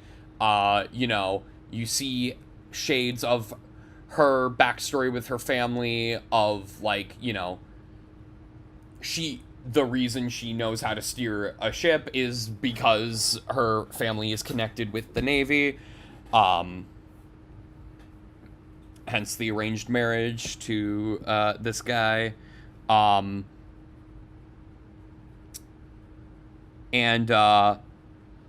So Sylvester, the topman, calls on Roger, the quartermaster. Quartermaster, for those who don't know,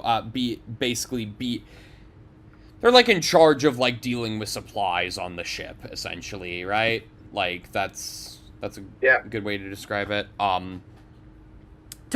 Sylvester tells Roger to get some more rope, as some of the rope in like the riggings of the ship looks a bit frayed. Sylvester sees a parrot gnawing at the ropes, and there's a bit of a Tom and Jerry / Sylvester and Tweety sequence that occurs, with a dark twist in that the rope breaks and Sylvester ends up getting tangled up in the rope and hanged. I realize as I'm visualizing it, very similar to Clayton in Tarzan.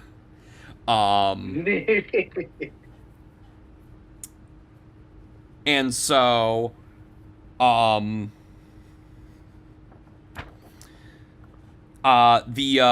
captain, of course, brushes this off as an accident, with the female lead still being very suspicious.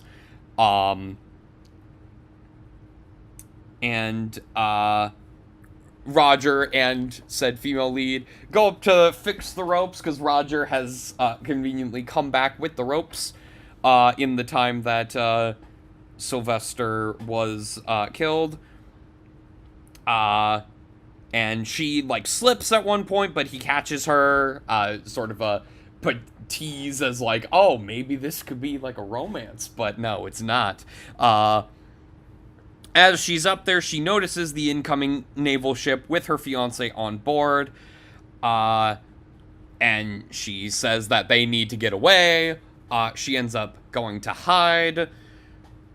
In the meantime, Roger takes the wheel from the gunner so that the gunner can help fight off the soldiers.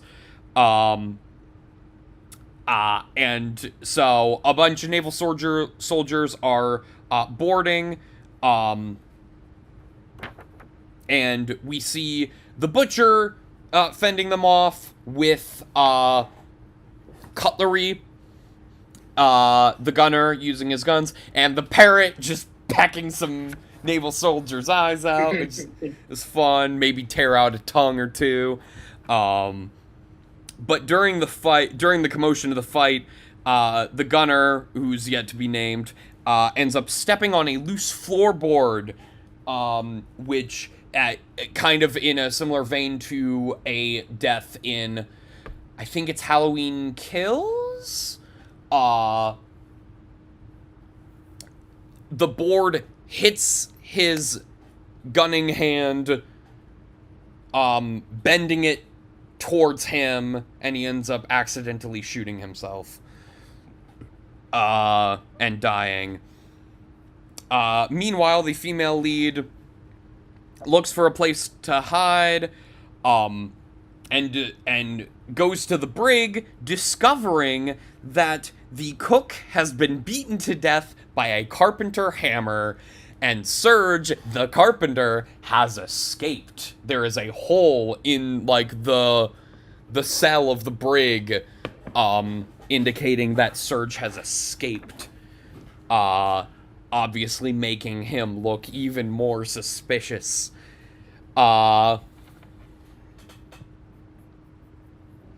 So, now, where do we go from here? Our remaining characters are the butcher, the cook. Oh no, the cook is dead. The cook was bludgeoned.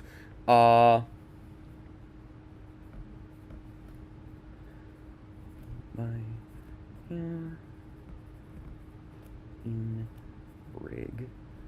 So we have the butcher, the captain, Serge, who has escaped, so he's probably, like, on a boat, like on a dinghy, probably,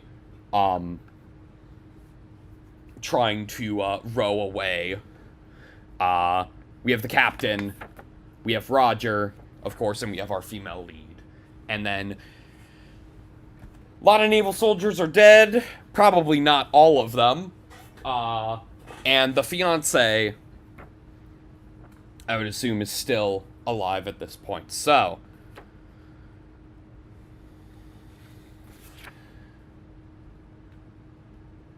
I assume... I think this would be first. This would be like a natural point to have the disguise break down and the pirate crew learn that she is the woman. Yes, I would say that, yeah, like maybe as she's running up to the main deck of the ship to alert the rest of the crew of the cook's death and Surge's escape. It tears on on part of the stairs or whatever. She falls and it is revealed that she is woman.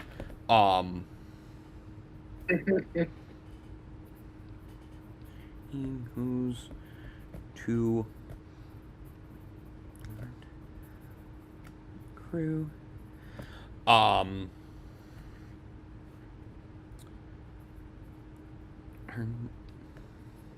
undecided on what specifically happens to like the remaining naval crew. Like first off, like since the pirates successfully don't die during the encounter. Well, some of them. Some of the pirates successfully don't die during the encounter. Had we decided on them like full on winning the encounter or escaping the encounter?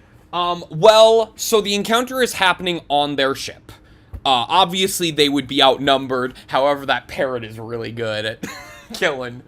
I would assume also like the butcher and Gunner get a few get a decent amount of kills in before, or at least like injuring naval officers enough where they are unable to fight back before the reveal happens. I assume the fighting like completely like halts, like regardless of like how the standings are once the disguise is revealed, because obviously with the fiance leading this charge, he would immediately be like, "Oh, my love,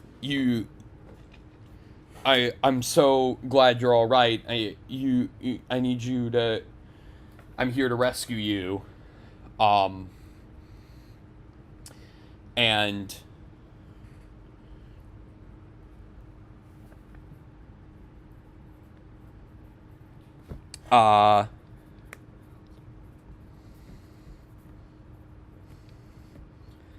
so yeah, the fiance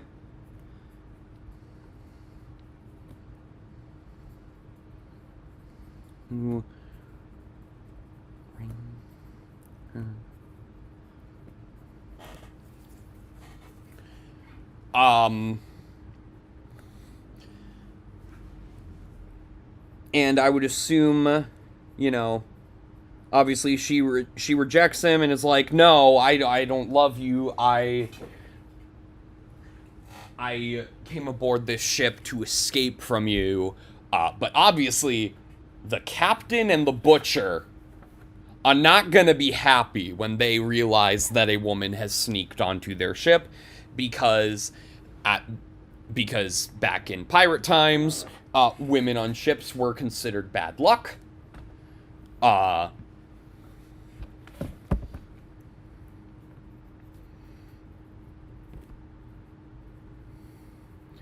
And one thing that I think we should do is that since we're having the captain be a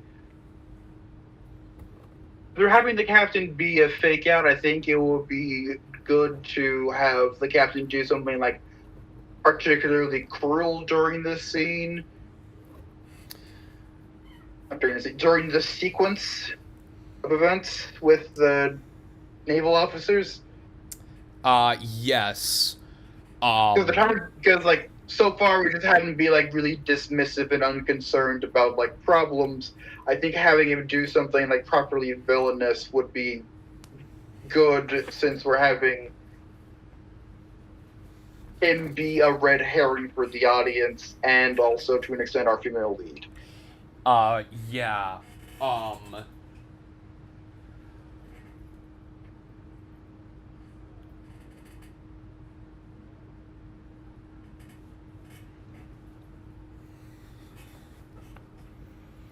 I'm trying to think of how to go about that specifically. A thought is that we could have like the pirates take this opportunity, like where the naval office, where the navy guy who is leading the officers is like distracted with our female lead to gain the upper hand during the fight, and then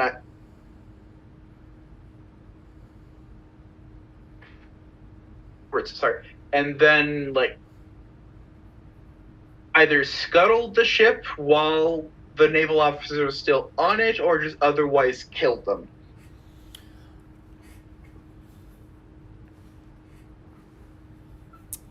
Yeah.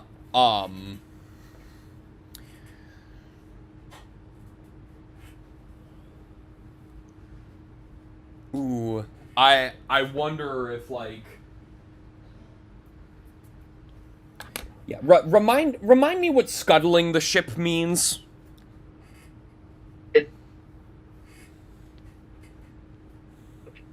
Sorry. Simplest terms, deliberately sinking a ship. Okay. Are you saying that the captain scuttles his own ship while everyone is on board? Scuttles the Navy ship. Okay. Like they feel like they take the upper hand in the fight, the naval officers surrender, they steal shit from their ship, and then they scuttle the ship and then leave the officers on the sinking ship as they sail away. Yes, I'm just trying to, cause like, okay, yeah, we can assume that like most of the like some of the like a lot of the naval officers are still on their ship, and that they have that they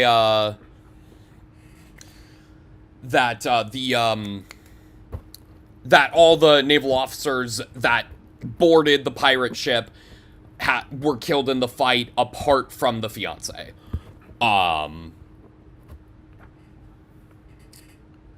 And so, yes, I like that idea. I have a thought of like just like to really be like the captain does not care about what is happening to his crew. Like if in an effort to scuttle the ship, like what if you took the gunner's dead body and like like sort of like Weekend at Bernie's him to like shoot at the naval ship, and then like as he like walks towards the edge of the ship and then just like chucks the dead body at the ship where it creates a hole. It like crashes through the ship, making a hole big enough for it to sink. I have an alternative, really silly idea. Okay. For an alternative silly to that silly. Okay. For how the court is the captain, like, as the. Okay, in my mind, like, for some reason, there's a moment of calm in this situation, which doesn't necessarily make sense. But anyway, in that moment of calm that doesn't necessarily make sense, the captain sees that the gunner has died and convinces, like, the fiancé, whatever, to bring his corpse back because, like, some sob story involving his prior military service and wanting to be buried alongside, like, his brothers in arms or whatever. And he uses someone bringing the corpse of the gunner onto the naval ship to basically slip a bomb with the corpse so that the ship explodes while they're sailing away.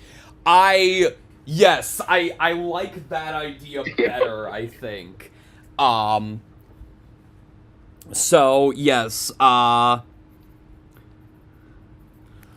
yes, after the captain So yes, after, like, the female lead is revealed as female, fiance is like, oh, I've come to take you back, and,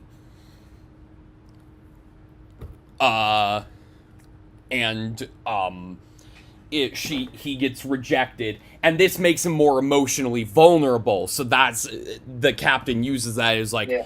well, you might as well not make this trip a complete waste, take this, this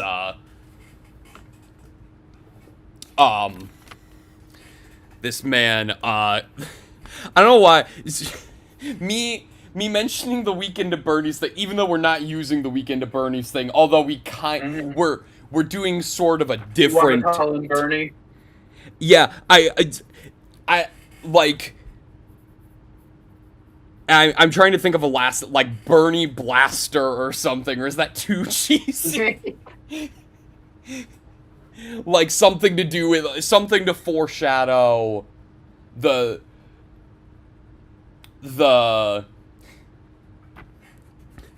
what if we called him Bernie Bobbery as a Paper Mario homage to... Fuck it, I and like to it. foreshadow him being a bomb. Bernie Bobbery.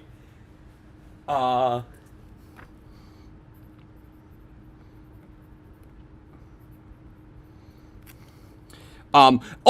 and that actually ties back in, that could tie back in, actually, to the conversation that the gunner, Roger, and the female lead have about family.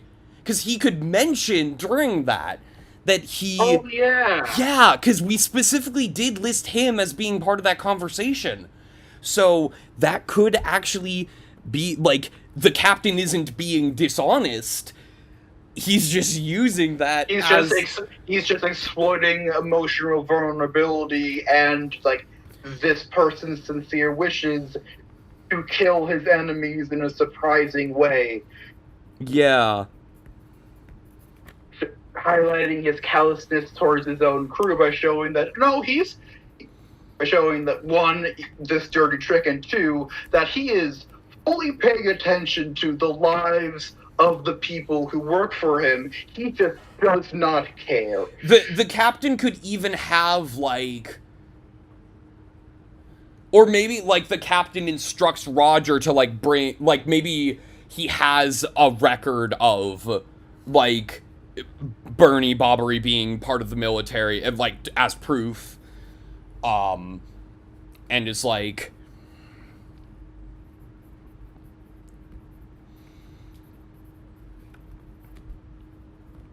And then uses it to help sell the idea. Yeah.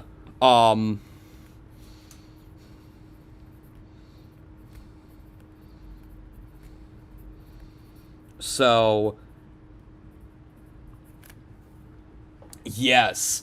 And I like how this, like, this act of trickery, paints the captain in a much more outwardly villainous light, making him a reasonable red herring, but also on a second watch would completely would completely eliminate him as a suspect, because he is specifically targeting the naval officers and not his crew. Like, yes, he doesn't care about his crew, but he's not actively killing them. Like, yeah, yeah, I like that. Man, someday we might actually have to make this a thing. Because this is, I mean, obviously, it'd have to be, like, we would have to get a budget for it. But, like, this, I love what we've come up with for this movie together.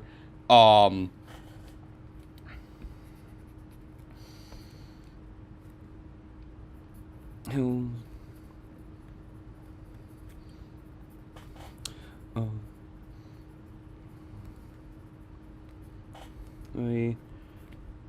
background.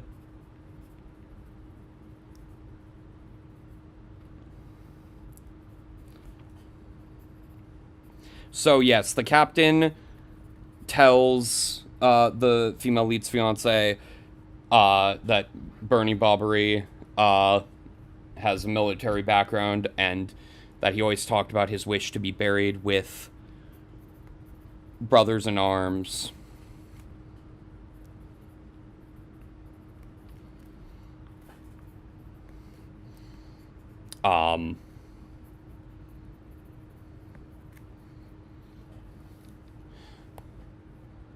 And the fiance takes Bernie's body to naval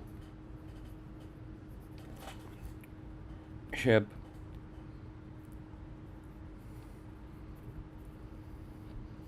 then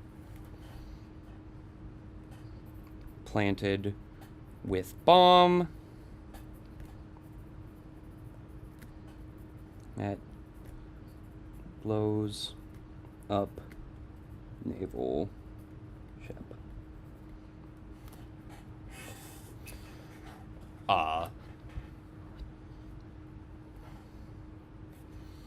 And then, after that moment, the captain then turns his attention to the woman that has snuck onto his ship. Yeah. And is like, you're the cause of this.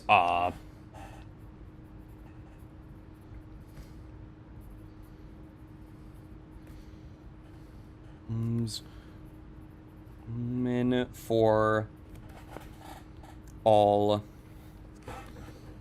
And maybe he's like about to get, like, he brings a sword up to her throat and is about to kill her.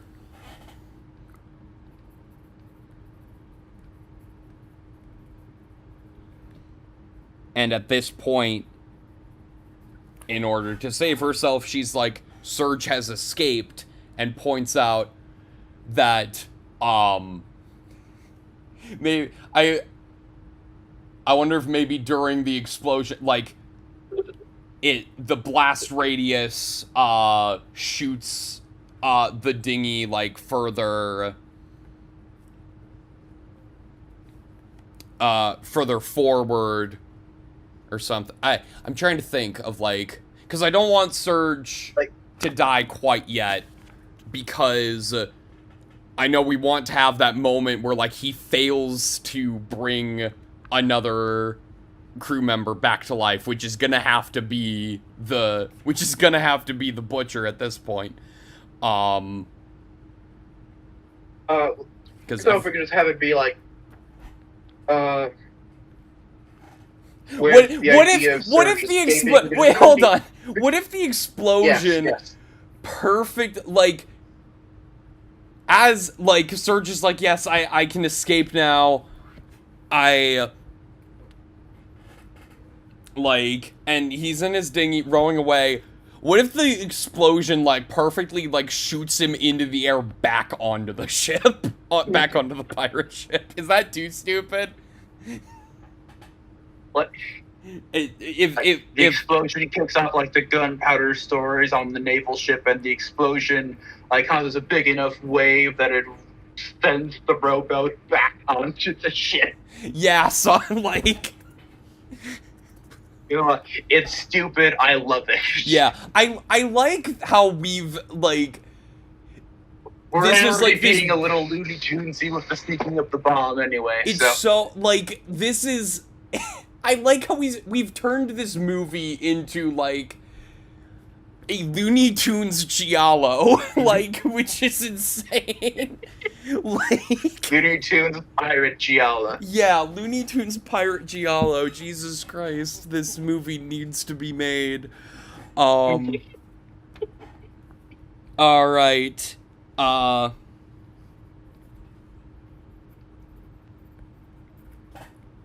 So, yes.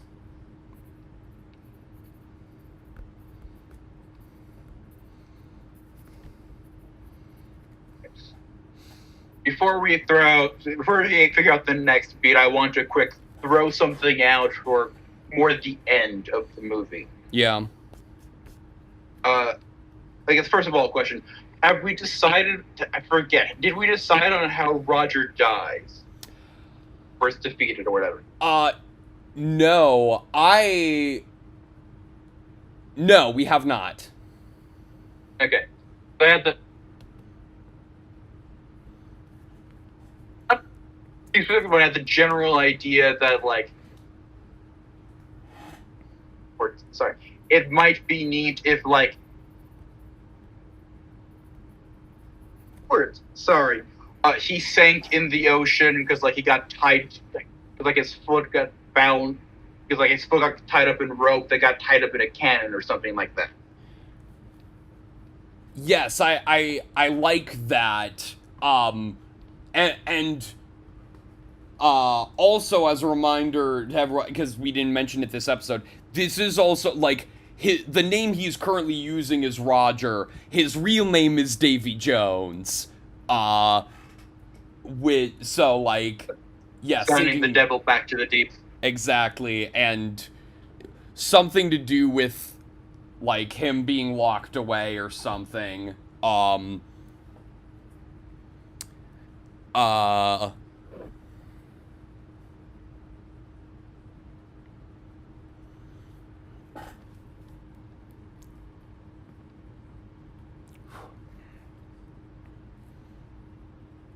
right.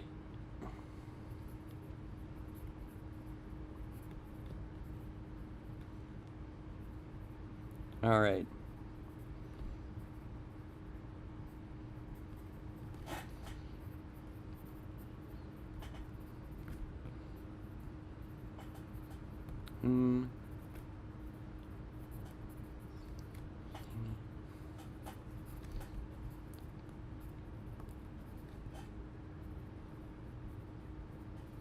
All right. So the naval ship has been blown up. Surge is in the process of being washed back onto the boat. Our lead is being confronted by the captain. I also love blaming her for all the bad shit that's been happening. Yes, and she in this moment of desperation is Surge has escaped, and that is when he lands back on the ship. I love how going into this we were yeah, we want to make a pirate film, but we don't want to delve into any of the supernatural stuff. We want to make it kind of dark and serious to an extent, and that here's the thing: we are still making it dark. Fucking one guy gets hanged by the rigging. It's just that this is it's like Evil Dead kind of, where it's really dark, but with a comedically dark twist. More Evil Dead 2, I guess. Evil Dead 2 and Army of Darkness. And anyway. So Surge has landed back on the ship. Alright. So we have Surge, we have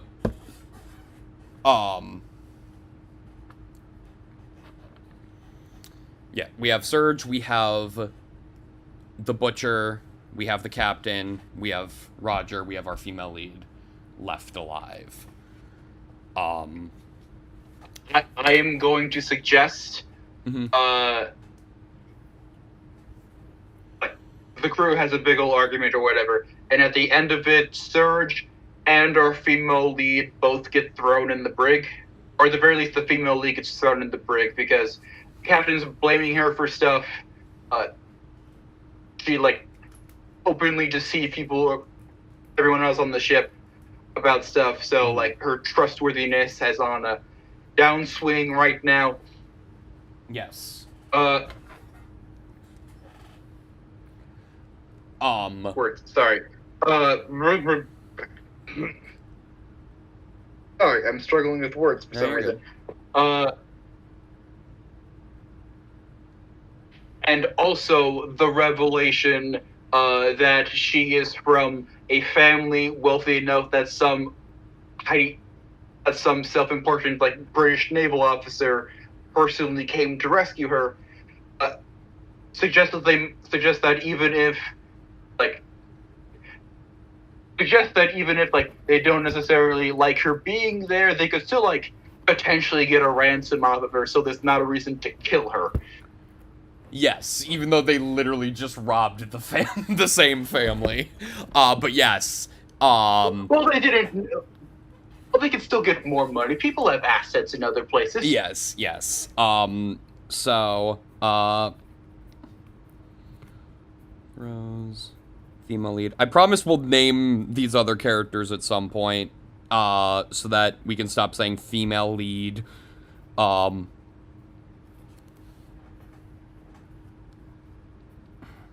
There you go.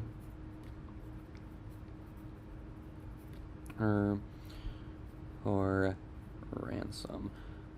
All right. Do we want to throw Surge back in the brig, or do we want him to be walking free for this bit? I think at this point they're like Surge. If we put Surge as a carpenter, he's good at carving wood because that's how she discovered he escaped anyway. Because there was a hole literally carved into the cell, so they probably recognize at this point. Well, if we put him back in the brig, he's just going to try to escape again, so we just need to watch him. And now we need a way for the Butcher to die. And then while everyone's focused on keeping an eye on Surge, Roger has an opening to kill the Butcher. Which means the captain is the only one watching Surge. Unless... Well, the Butcher can be doing it, which is how he doesn't notice Roger doing whatever it is we decide he's doing to come in for the kill. Yes.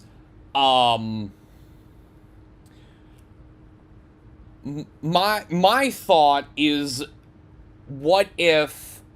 Again, I know we've used the parrot for a lot of deaths already. What if, something along the lines of the parrot ends up, ripping out part of the Butcher's throat or something?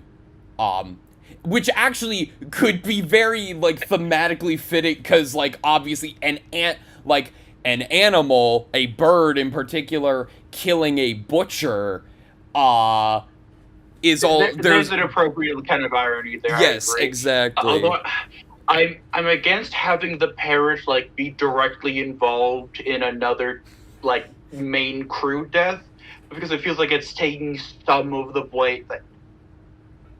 I mean, the idea being that Roger has trained the parrot. That's the idea. Granted, but still, I feel like it's taking Roger too out of the active role for these. True. I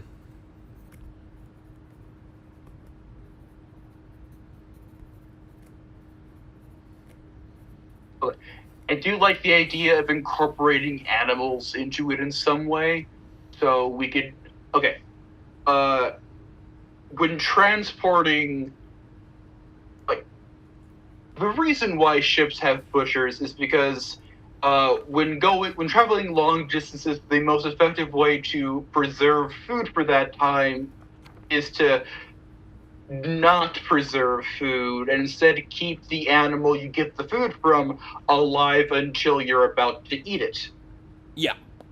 So we could have one of the animals on the ship that's being kept for food be involved in the butcher's death, which would make it even more appropriate because it's one of the animals the butcher is in charge of killing being involved in his death.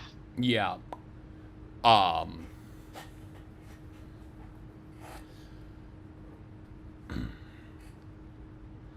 Also, I will be back in a minute. No worries.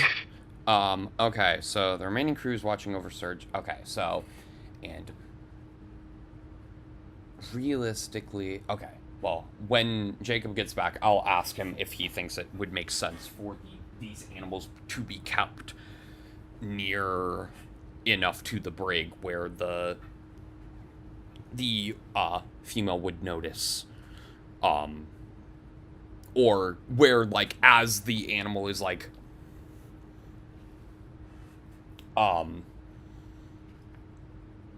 charging on. Ooh, okay, wait, I have ideas. That I will say when Jacob gets back. In the meantime, if you all have not done so yet, please vote for the Miserable Movie Oscars. I would really appreciate it. It is... I've put it in the edit for the development colon, so it's going to be official, but I'll just make it official now, I suppose. Voting will close on December 15th. I figured obviously there's another more important vote coming up in our country. So vote for president if you are of age. Obviously. Vote early if you can. I know saying this now is a little late to be saying vote early. I mean, there's still 2 weeks. A little under. Yes, vote for president and then vote for the Miserable Movie Oscars. Link in the description as always. Voting will close December 15th, and my current plan is to have the ceremony be the following day, Monday the 16th of December. That could potentially change, depending on my murder mystery company schedule. But yes, that is the plan. Also, thank you all for listening to the podcast over the years. Obviously, we're wrapping things up soon here.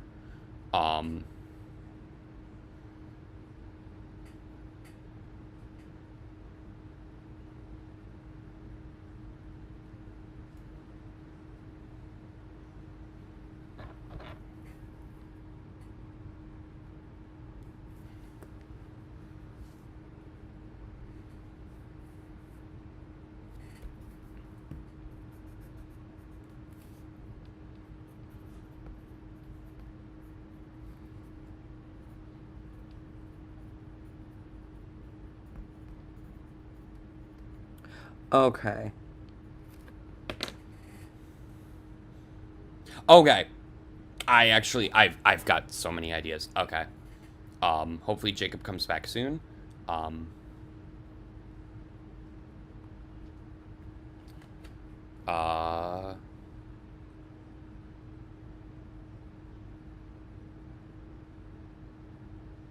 Yeah.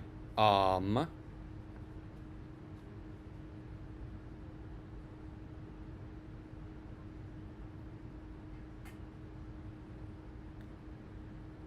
right, I'm back. Okay. I have so many ideas. So first of all, Yes. to make the animal thing work, Captain doesn't throw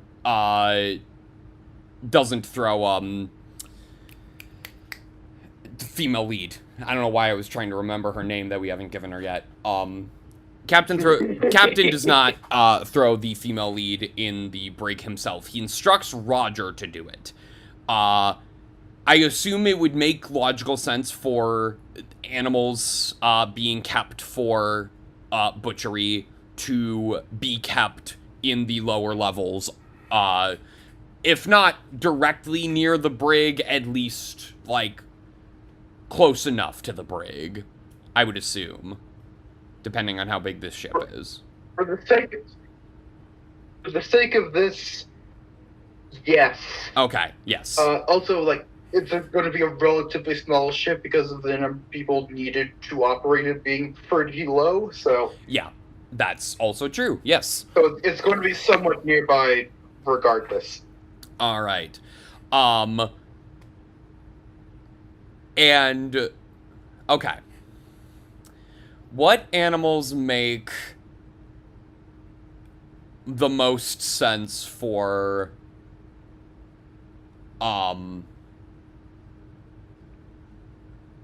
be on a ship. Yeah. Cows, pigs, and chickens immediately come to mind. Okay. Goats wouldn't not work, but it feels a little unconventional. Just because like eating lamb is one thing. I don't conceptualize I don't as readily conceptualize eating a goat, though like goat milk could be the excuse for having one around potentially. Okay.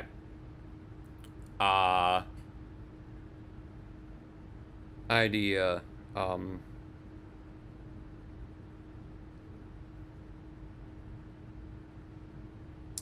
So, as okay.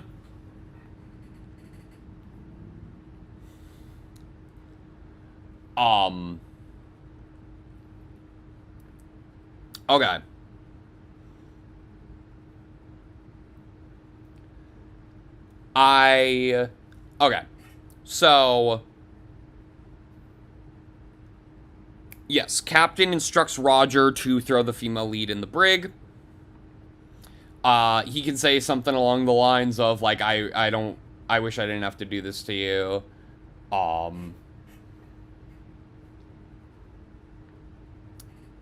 And then he goes off. The captain and the butcher... We'll say the captain is now steering the ship to make this work. And the butcher is watching Serge. I guess they've like tied him up. To like a post or whatever. All of a sudden, from downstairs, we see a cow storming through the lower deck. During this rampage, immediately breaks down the brig door so that the female lead can get out. I know that doesn't make that last long, but it helps speed along the plot, the rest of the plot, I think. Fair enough. How rampages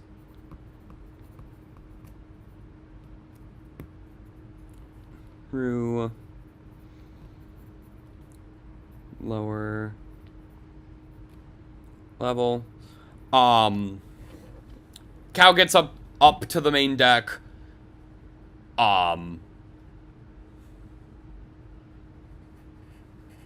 And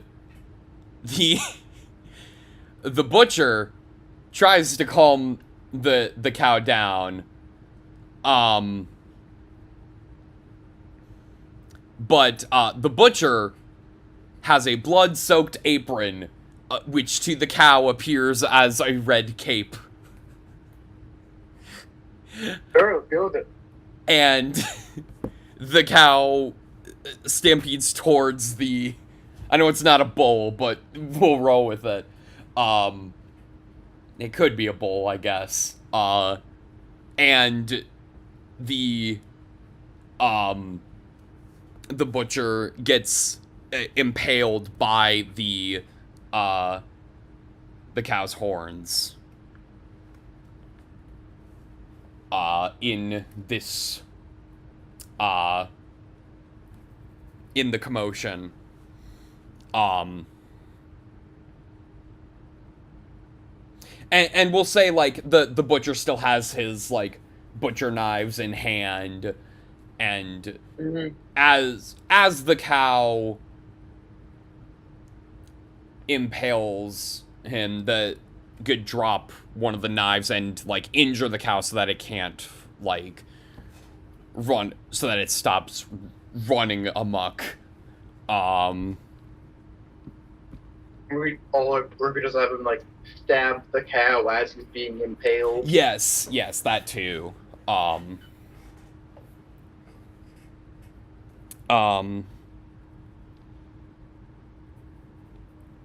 good. Door goes upstairs.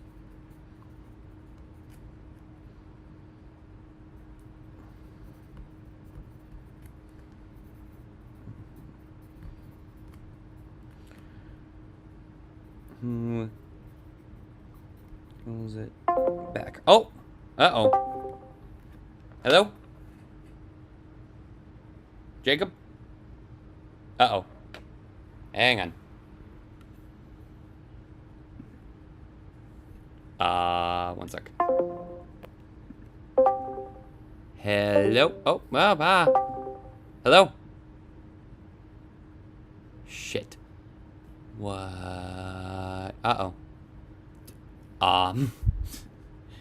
Hey, I'm gonna refresh. Give some bit here. Sorry, folks. Well. Oh, okay. Connection died. Okay.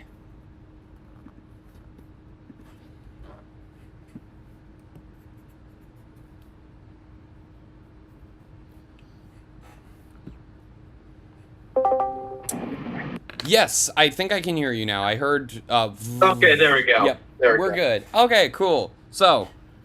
Thanks, Discord. Appreciate that. Yeah. Yeah, no worries. It's not like this is live or anything. Oh, wait.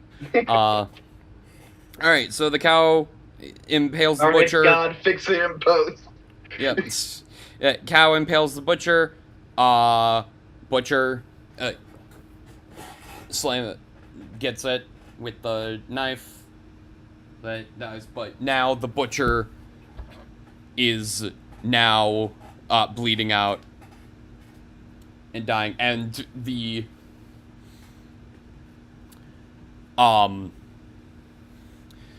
Surge can be like, let me go, I can help, I can save him, I am a surgeon, you keep me around for this reason. And so maybe like the captain refuses and also can't leave the steering wheel because we're, running real low on people to steer this fucking ship. But Roger just happens to come up at this time and lets Surge go in an attempt so that he can attempt to save the butcher's life.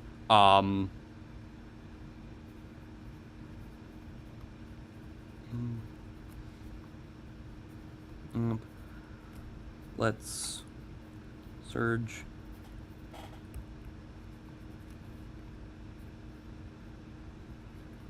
go in attempt to save the butcher.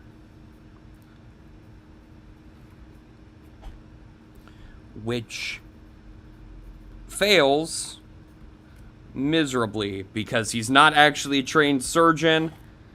They just have him on board to be a surgeon if needed, but he's a carpenter, so like he sucks at it. So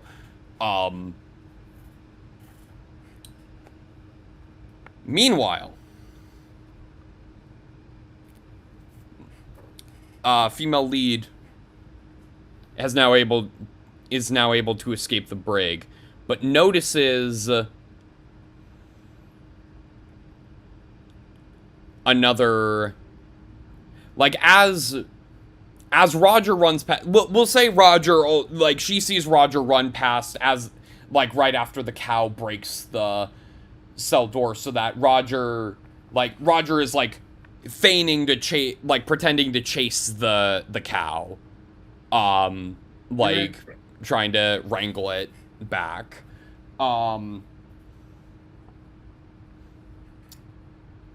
but as he goes past, she notices another door open down the hall.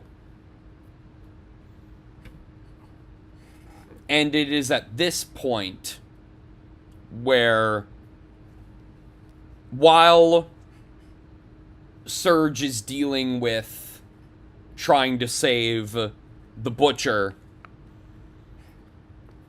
she ventures down to the depths of the lower level, and she sees that this door that is open is a locker, and it is filled with parts of many other people. Both people who died tonight and also other previous crew members that died before the events of this film.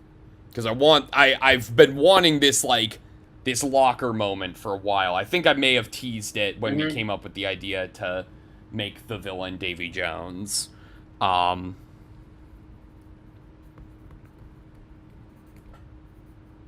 Discovers open locker.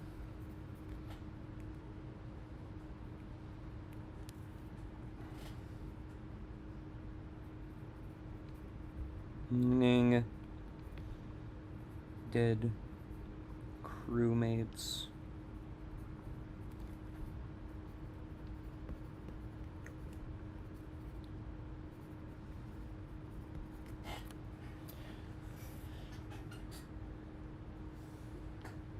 And so Surge officially declares the Butcher dead, whatever his name is.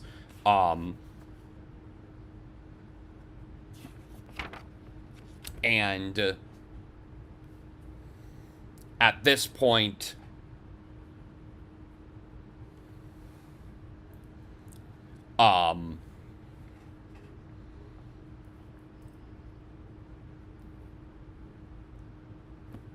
the female lead is running up to alert the other the few remaining crew members of what she found, this locker.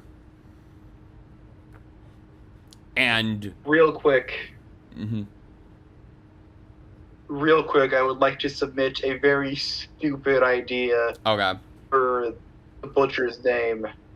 Okay, yeah. I mean, first name. Cassidy. Ha! Love it. Yes. As in Butch Cassidy. Yes. Yes.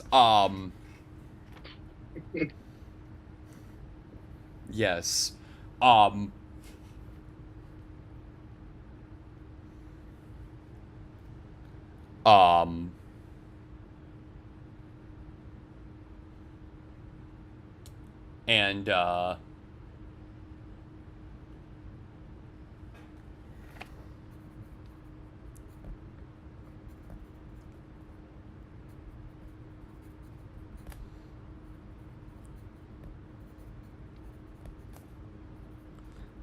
anyway, she's anyway to report what she's found in the locker. Yes. And this is as the Butcher has died, and Surge is about to declare the Butcher Cassidy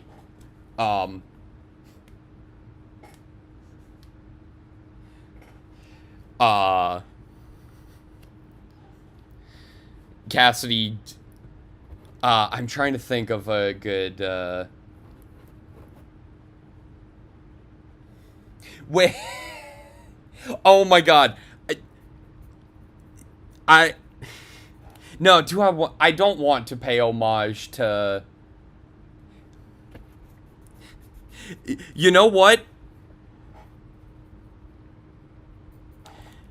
As a nod to another Butch, but not paying homage to him, since we discussed this in this episode, make his last name Smith. For John Smith, that Butch Hartman was the visual reference for. Because I don't want to name him Hartman. Because I don't want to pay homage to Butch Hartman. It's like, Smith is such a generic last name that no one will think it's a Butch Hartman reference. Yeah.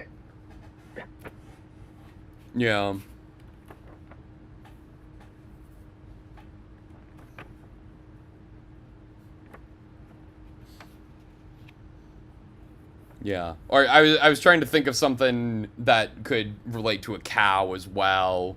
Like, Or like, okay, so we either go with Cassidy Smith or Otis Cassidy as a back at the barnyard reference. It's like, or a barnyard reference, I guess, since that came first. What do you think, Cassidy Smith or Otis Cassidy? Alright, I kind of like Otis Cassidy a bit more. Alright. I can't really explain in words what I mean by this beyond just saying it, but it feels more like a nay. Yeah. Yeah. Cassidy Smith just kind of sounds like... Cassidy Smith sounds like a Western action hero. Yeah. Yeah. Yeah, true. Yeah.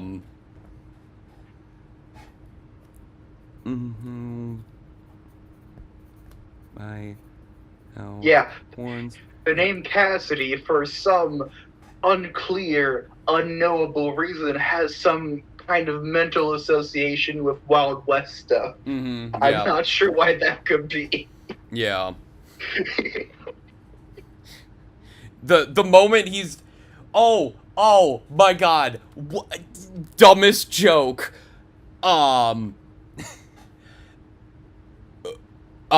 Surge is about to declare him dead at midnight. So it's the opposite of high noon. Like, it's just... It's, if people know... I love it. Like, it could just be in the background, like... Surge, like, looks back at, like, the clock on the ship and sees that it has struck midnight and is about to declare the butcher dead is cleared at midnight.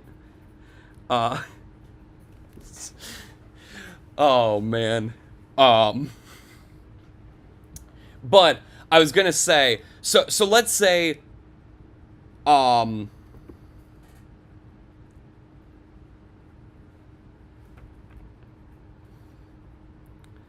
let's also say that,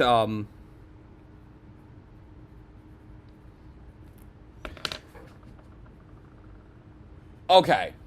At this point, the captain is just focused on steering the ship so that he can, like, get to shore and get another fucking crew because this one is dying off. So he is not paying any attention to Surge trying to bring Otis back.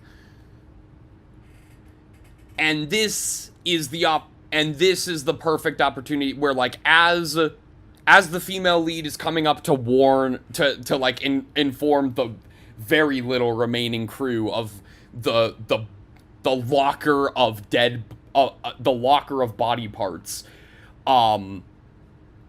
we for the first time see Roger killing directly, and this is when we get the confirmation that he is the one killing everyone. So how do we how do we want him to kill Surge, I guess? Say, like, as he lets the cow out, he grabs something else to use to kill Surge. What does he use?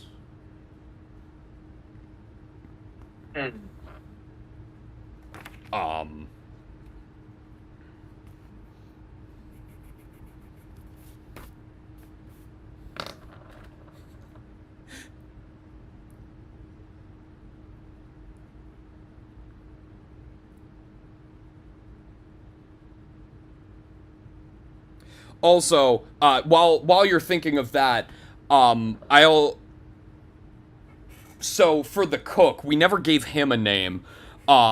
And since he was bludgeoned by a hammer, I think his first name should start with M and his last name should start with C. I like it. It has an MC Hammer reference. We're, oh man, this is just sillier and silly. Like, his last name could just be Cooker or something, since he's the cook. We don't have to be subtle. We named the carpenter. I kind of want his first name to be some variant of Michelin.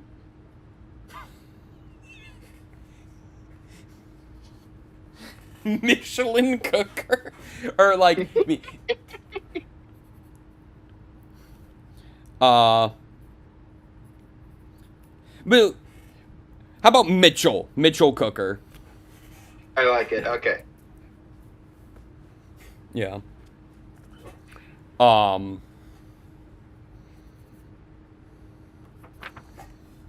okay, for killing Surge. Mm-hmm. I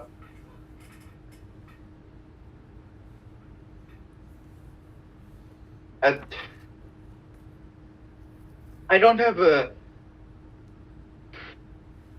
a way to lead into this that doesn't make it sound less dumb than it is. How would we have him kill him with the peg leg? Like, there's just a spare one around, like, Surge's, like, carpentry tools, because at some point in the past, someone lost a leg, so they just have one around. I do actually like that, because we can also make it, Surge's full name is also a reference to John Carpenter, so we could just make it, like, frame it as if, like a Michael Myers-esque, just typical stabbing, but he's just beating him with the peg end of a peg leg. Like, just going into his head. And we could even pay homage to the opening of Halloween with this, where, like, it all of a sudden cuts to, like, a POV shot. We see from Roger's POV him grabbing the peg leg, and we could even, like, we show, actually, like,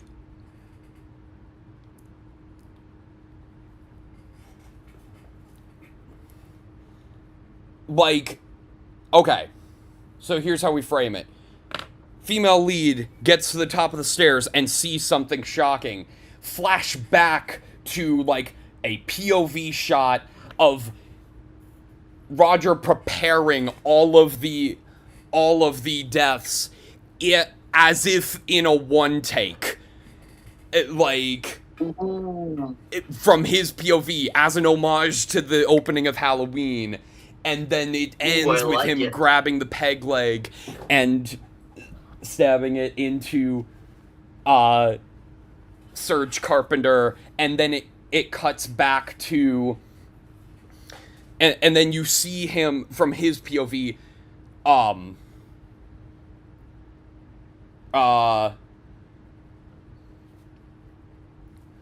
the female lead running towards him, and then in say, homage to that, it then cuts to, and we see Roger is the one doing it.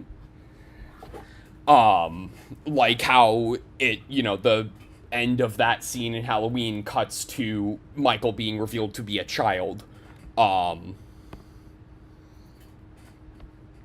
one scene I really like in that movie.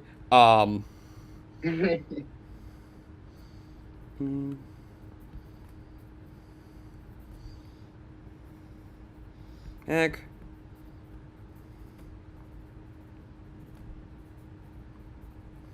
Surge dead. Yes, because then, because also it's like, we don't have him exposit how he did all it, we just see him preparing it from his POV. Like, because obviously at this point, in these types of movies with, like, a twist villain, you often have an issue of, like, them expositing too much after they're revealed to be the villain. So Instead, we just show. I like it. Yes, exactly. Okay, so Roger has been revealed as the villain. Surge is dead. We have the captain and our female lead left. Yes. I vote Captain and Roger have a sword fight. I was gonna say the female lead also, with her, to protect herself, finds a sword laying around, and we have a three-way sword fight like in Pirates 2. Pirates of the Caribbean 2. Yeah. They have the three-way sword fight. Because I'm like, that seems fucking awesome. I want a three-way sword fight in this movie. Because obviously, the captain still does not like his female lead. And so, he has reason to fight her as well. All the while, literally no one is steering the ship, but it's fine. It'll be tipping, and that will add to the choreography. It'll be fun. Yeah.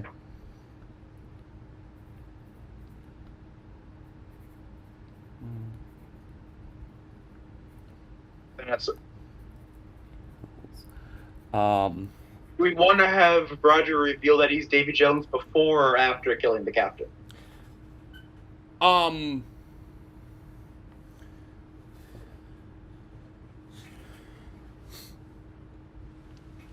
Yeah, I mean, it's not like... Yeah, I mean, I guess, like... Because here's the thing, it's not like... I see this as more of, like, an origin for Davy Jones than him being like, oh, they would already know the legends of Davy Jones. Like, this is our own interpretation of how the legend of Davy Jones came to be, essentially. So... In that case, do we want to have him exposit why before or after killing the captain?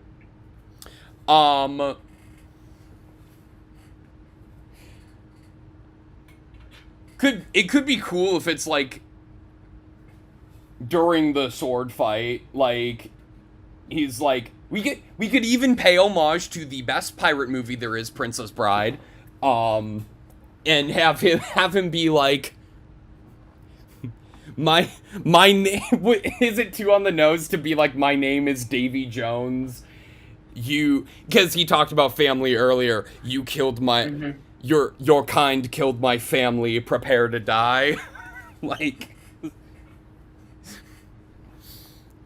Maybe not that exact wording, but like a similar kind of thing. Yes. Thing, like...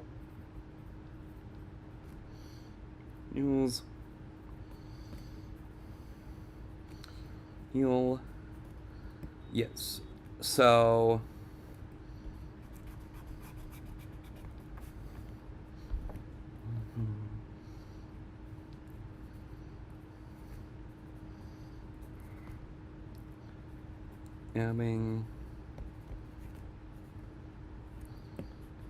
I also love the fact that, like, the peg leg also works so well for Surge because he is literally being killed by wood.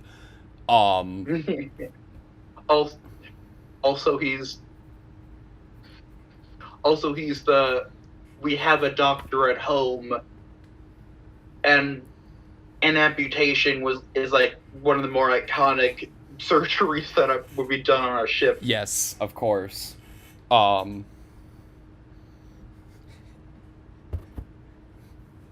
There could even be a moment where, like, he cuts off Otis's leg, and it's like, how is that gonna help? It's like, because he just doesn't know what the fuck to do.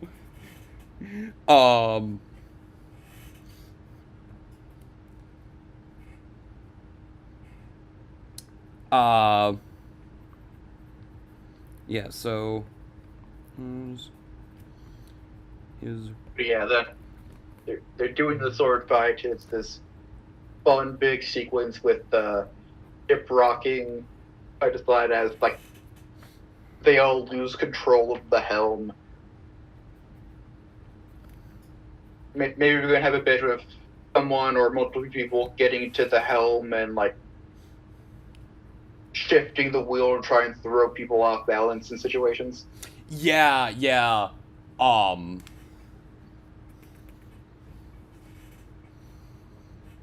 Yeah, I like that a lot.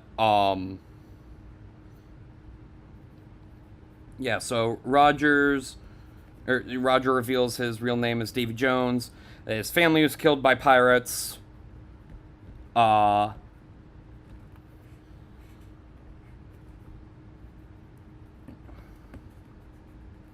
uh,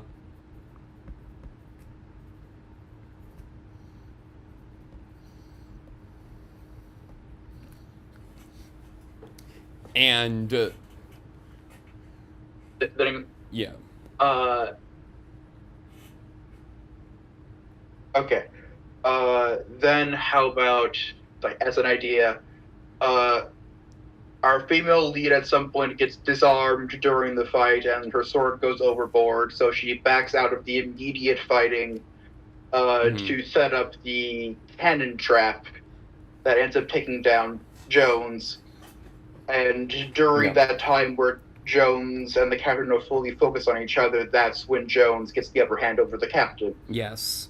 Uh, mhm. To trap. Yep. All right. Davy Jones, Hills, Captain, in sword fight.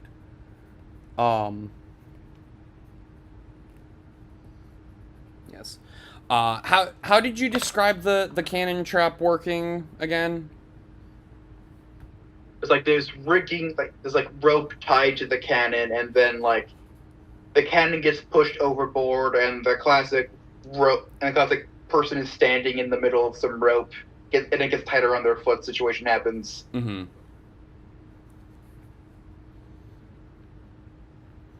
Yeah. Um. Yeah. I also like the idea of like it. Well. Yeah. No, that's good. That's good. Um.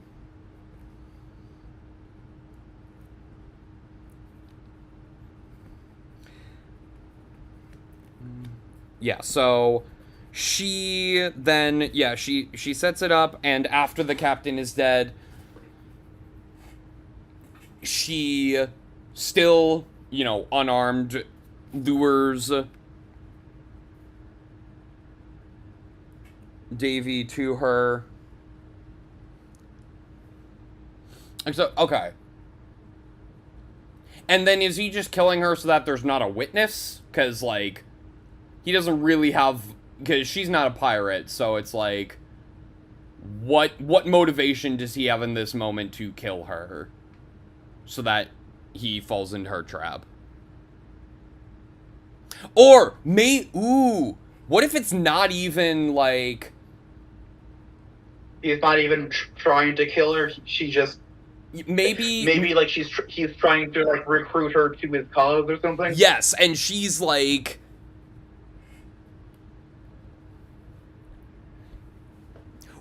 Oh, wait. I have an idea. What if what if she kills the captain? And she uses that as like a way of like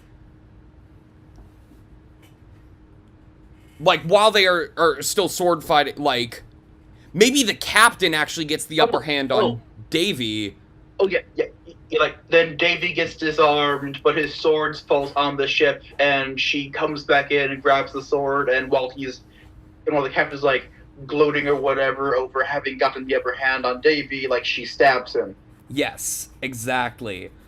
And she uses that to be like,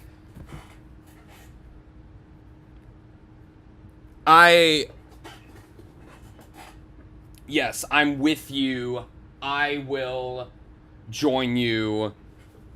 We can work together and rid. She can even leverage that the pirates raided like her family's town or estate or whatever. Yes.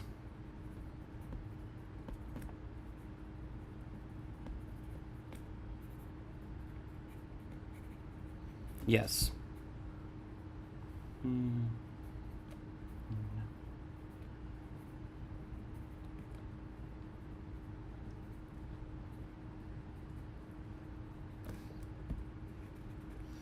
Yes. So, yeah, she kills the captain after Davy is disarmed.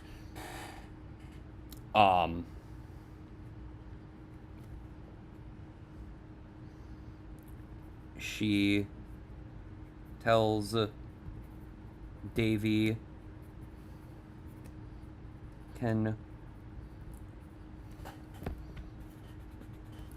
they can rid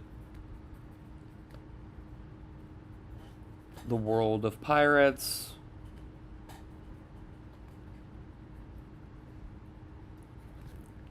Him to rope tied to cannon trap.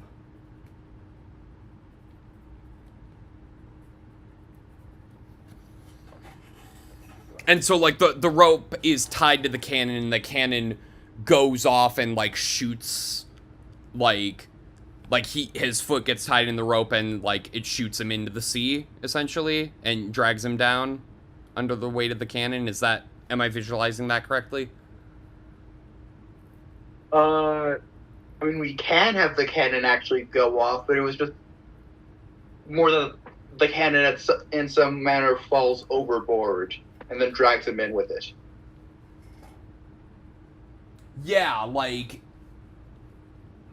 she's rigged it in some way so, like, it shoots backwards and, like, yeah, something like that, yeah.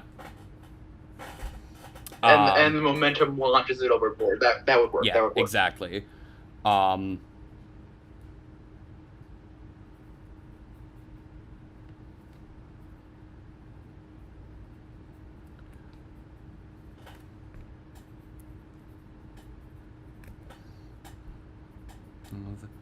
the ocean. All right.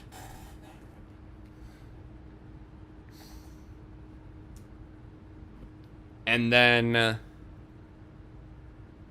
how does the film end then?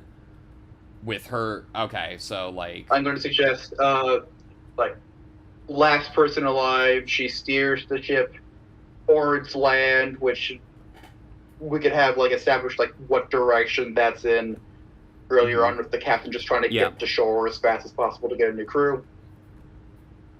So she gets to land, maybe it's a port, maybe not, it doesn't super matter, but she gets there, she either docks the ship or runs it aground, then walks off, and then we may have already suggested this idea in the past and I've forgotten, but I'm going to suggest the parrot that it goes flying after and lands on her shoulder, and it's her parrot now. I love that, because it's a very much my house, my rules, my coffee moment from the end of Knives Out. It's very, yes. And then since we're having this be like a conceptual origin story for Davy Jones, we could then, like, finish on, like, a shot of, like, him, like, floating like at the bottom of the ocean, and, like, his hand twitching or something to signify that maybe he's not dead. Yes, exactly.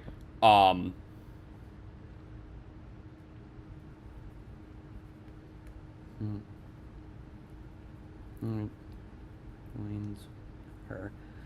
All right, and that's the movie. Now we still need names for the captain and our female lead. I don't know if for the female lead, since, like, we got the idea of her from Mary Reed, who disguised as a man. Do we just want to make her, like, to play into the pirate origin? Because with the ending with the parrot, like, hopping on her shoulder, like, implies that she is embracing the pirate lifestyle. Do we just want to make her Mary Reed? I don't want to go, like, that far, but, like, the idea that I came up with was, like, Maria Bones or something like that. Or Maria referencing Mary Reed, and then Bones being derived from Bonnie, like Anne Bonny, the other famous female pirate that she was with. Okay, yeah. Yes. But also, I like how Bones she because has. spooky. I like how she has maybe the most pirate name of any of these characters. Uh.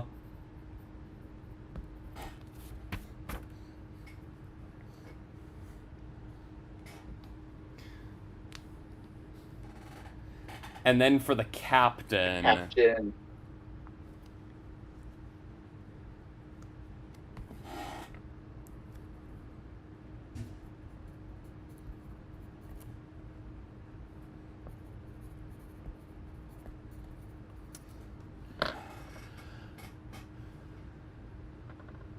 Oh, the captain. Yes. Oh, captain, my captain. Um.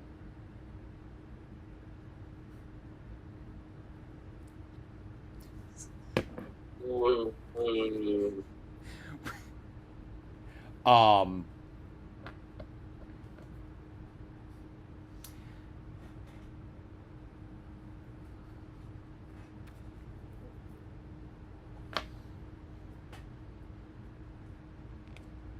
Yeah, I'm just trying to think of like a good. And throw in a bit more like seafaring lore and have his name somehow be a reference to the Flying Dutchman. Yeah.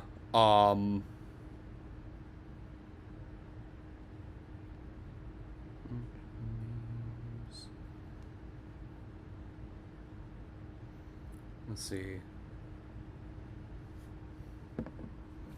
Ooh! I just looked at Dutch names. One of the first ones that came up was Bram, which could also be a Bram Stoker reference, since we've taken we've taken a good amount of inspiration from that chapter of Dracula.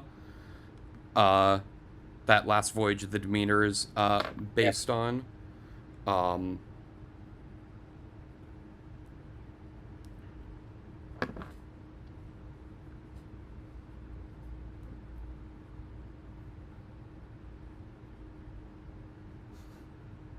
Von is also a common thing, which could a double. What if we just make his whole thing a Dracula? Captain Captain Bram von Drake.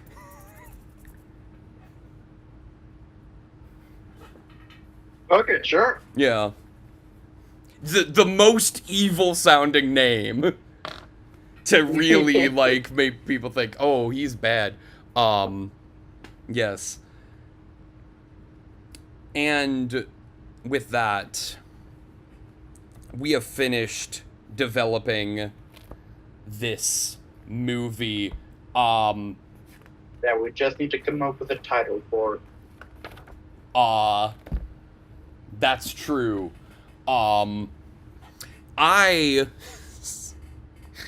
We are running a lot longer than I anticipated, and I do need to do some laundry tonight. So I suggest we brainstorm names in between this episode and the next, and we'll come up with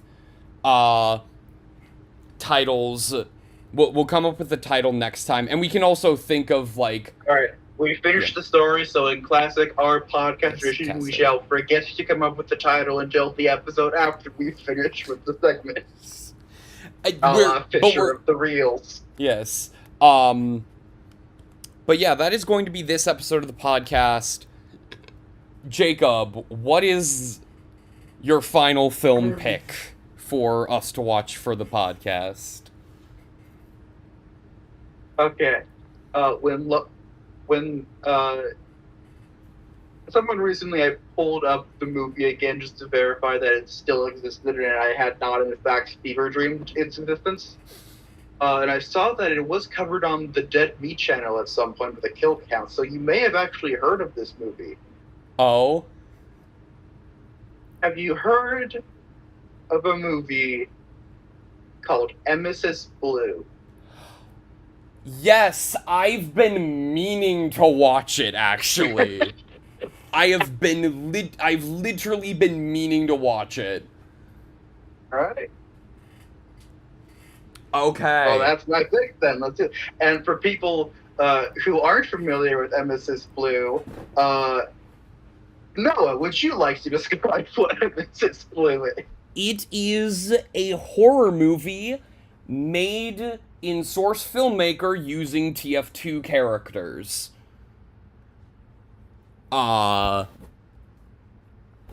Yes. All that I know about it, apart from that, is that it managed to somehow dethrone Dude Bro Party Massacre 3 as the highest number of kills for any movie covered on the kill count.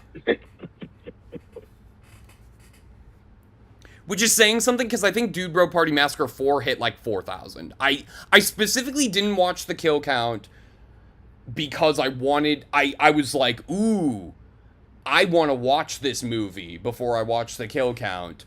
And it was during, they specifically covered it on the kill count during the strikes when they couldn't cover a lot of, when they couldn't cover like big studio films.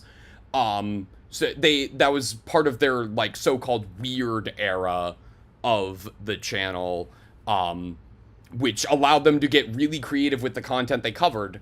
Case in point, Emesis Blue. So that's a fun pick. I'm very excited to actually delve into that. As for my final pick,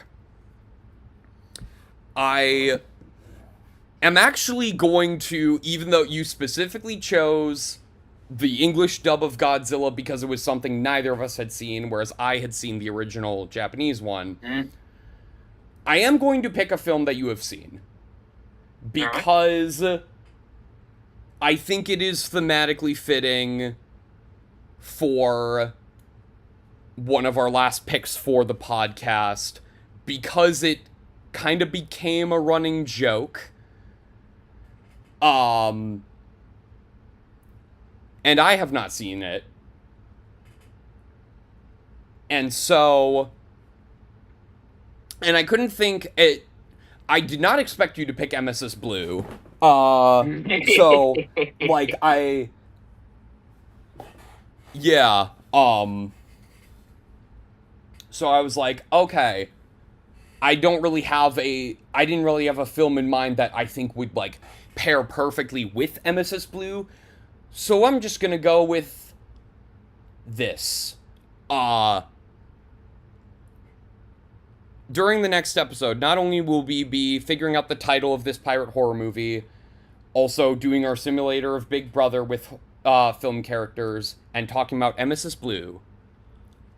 Jacob, one final time, you will get to talk about Ender's Game.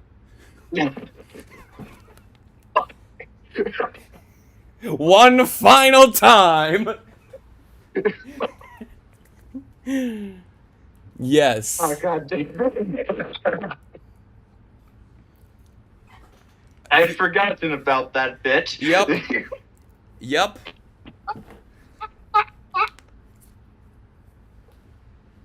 All right. So, join us. Ideally, sometime next month. I'll be a lot less busy, so I should have time to get the Big Brother thing prepared for that. But yeah, join us next time for the second to last episode of the podcast. Or we'll do everything we just said. I'm not going to repeat it all because I need to do some fucking laundry before my show tomorrow. I'm Noah. I'm Jacob. Peace. Adios and scene.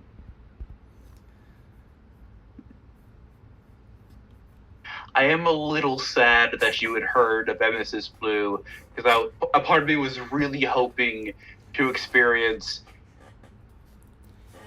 a big what the fuck confusion moment as you discovered what I was talking about and having us watch. Yeah.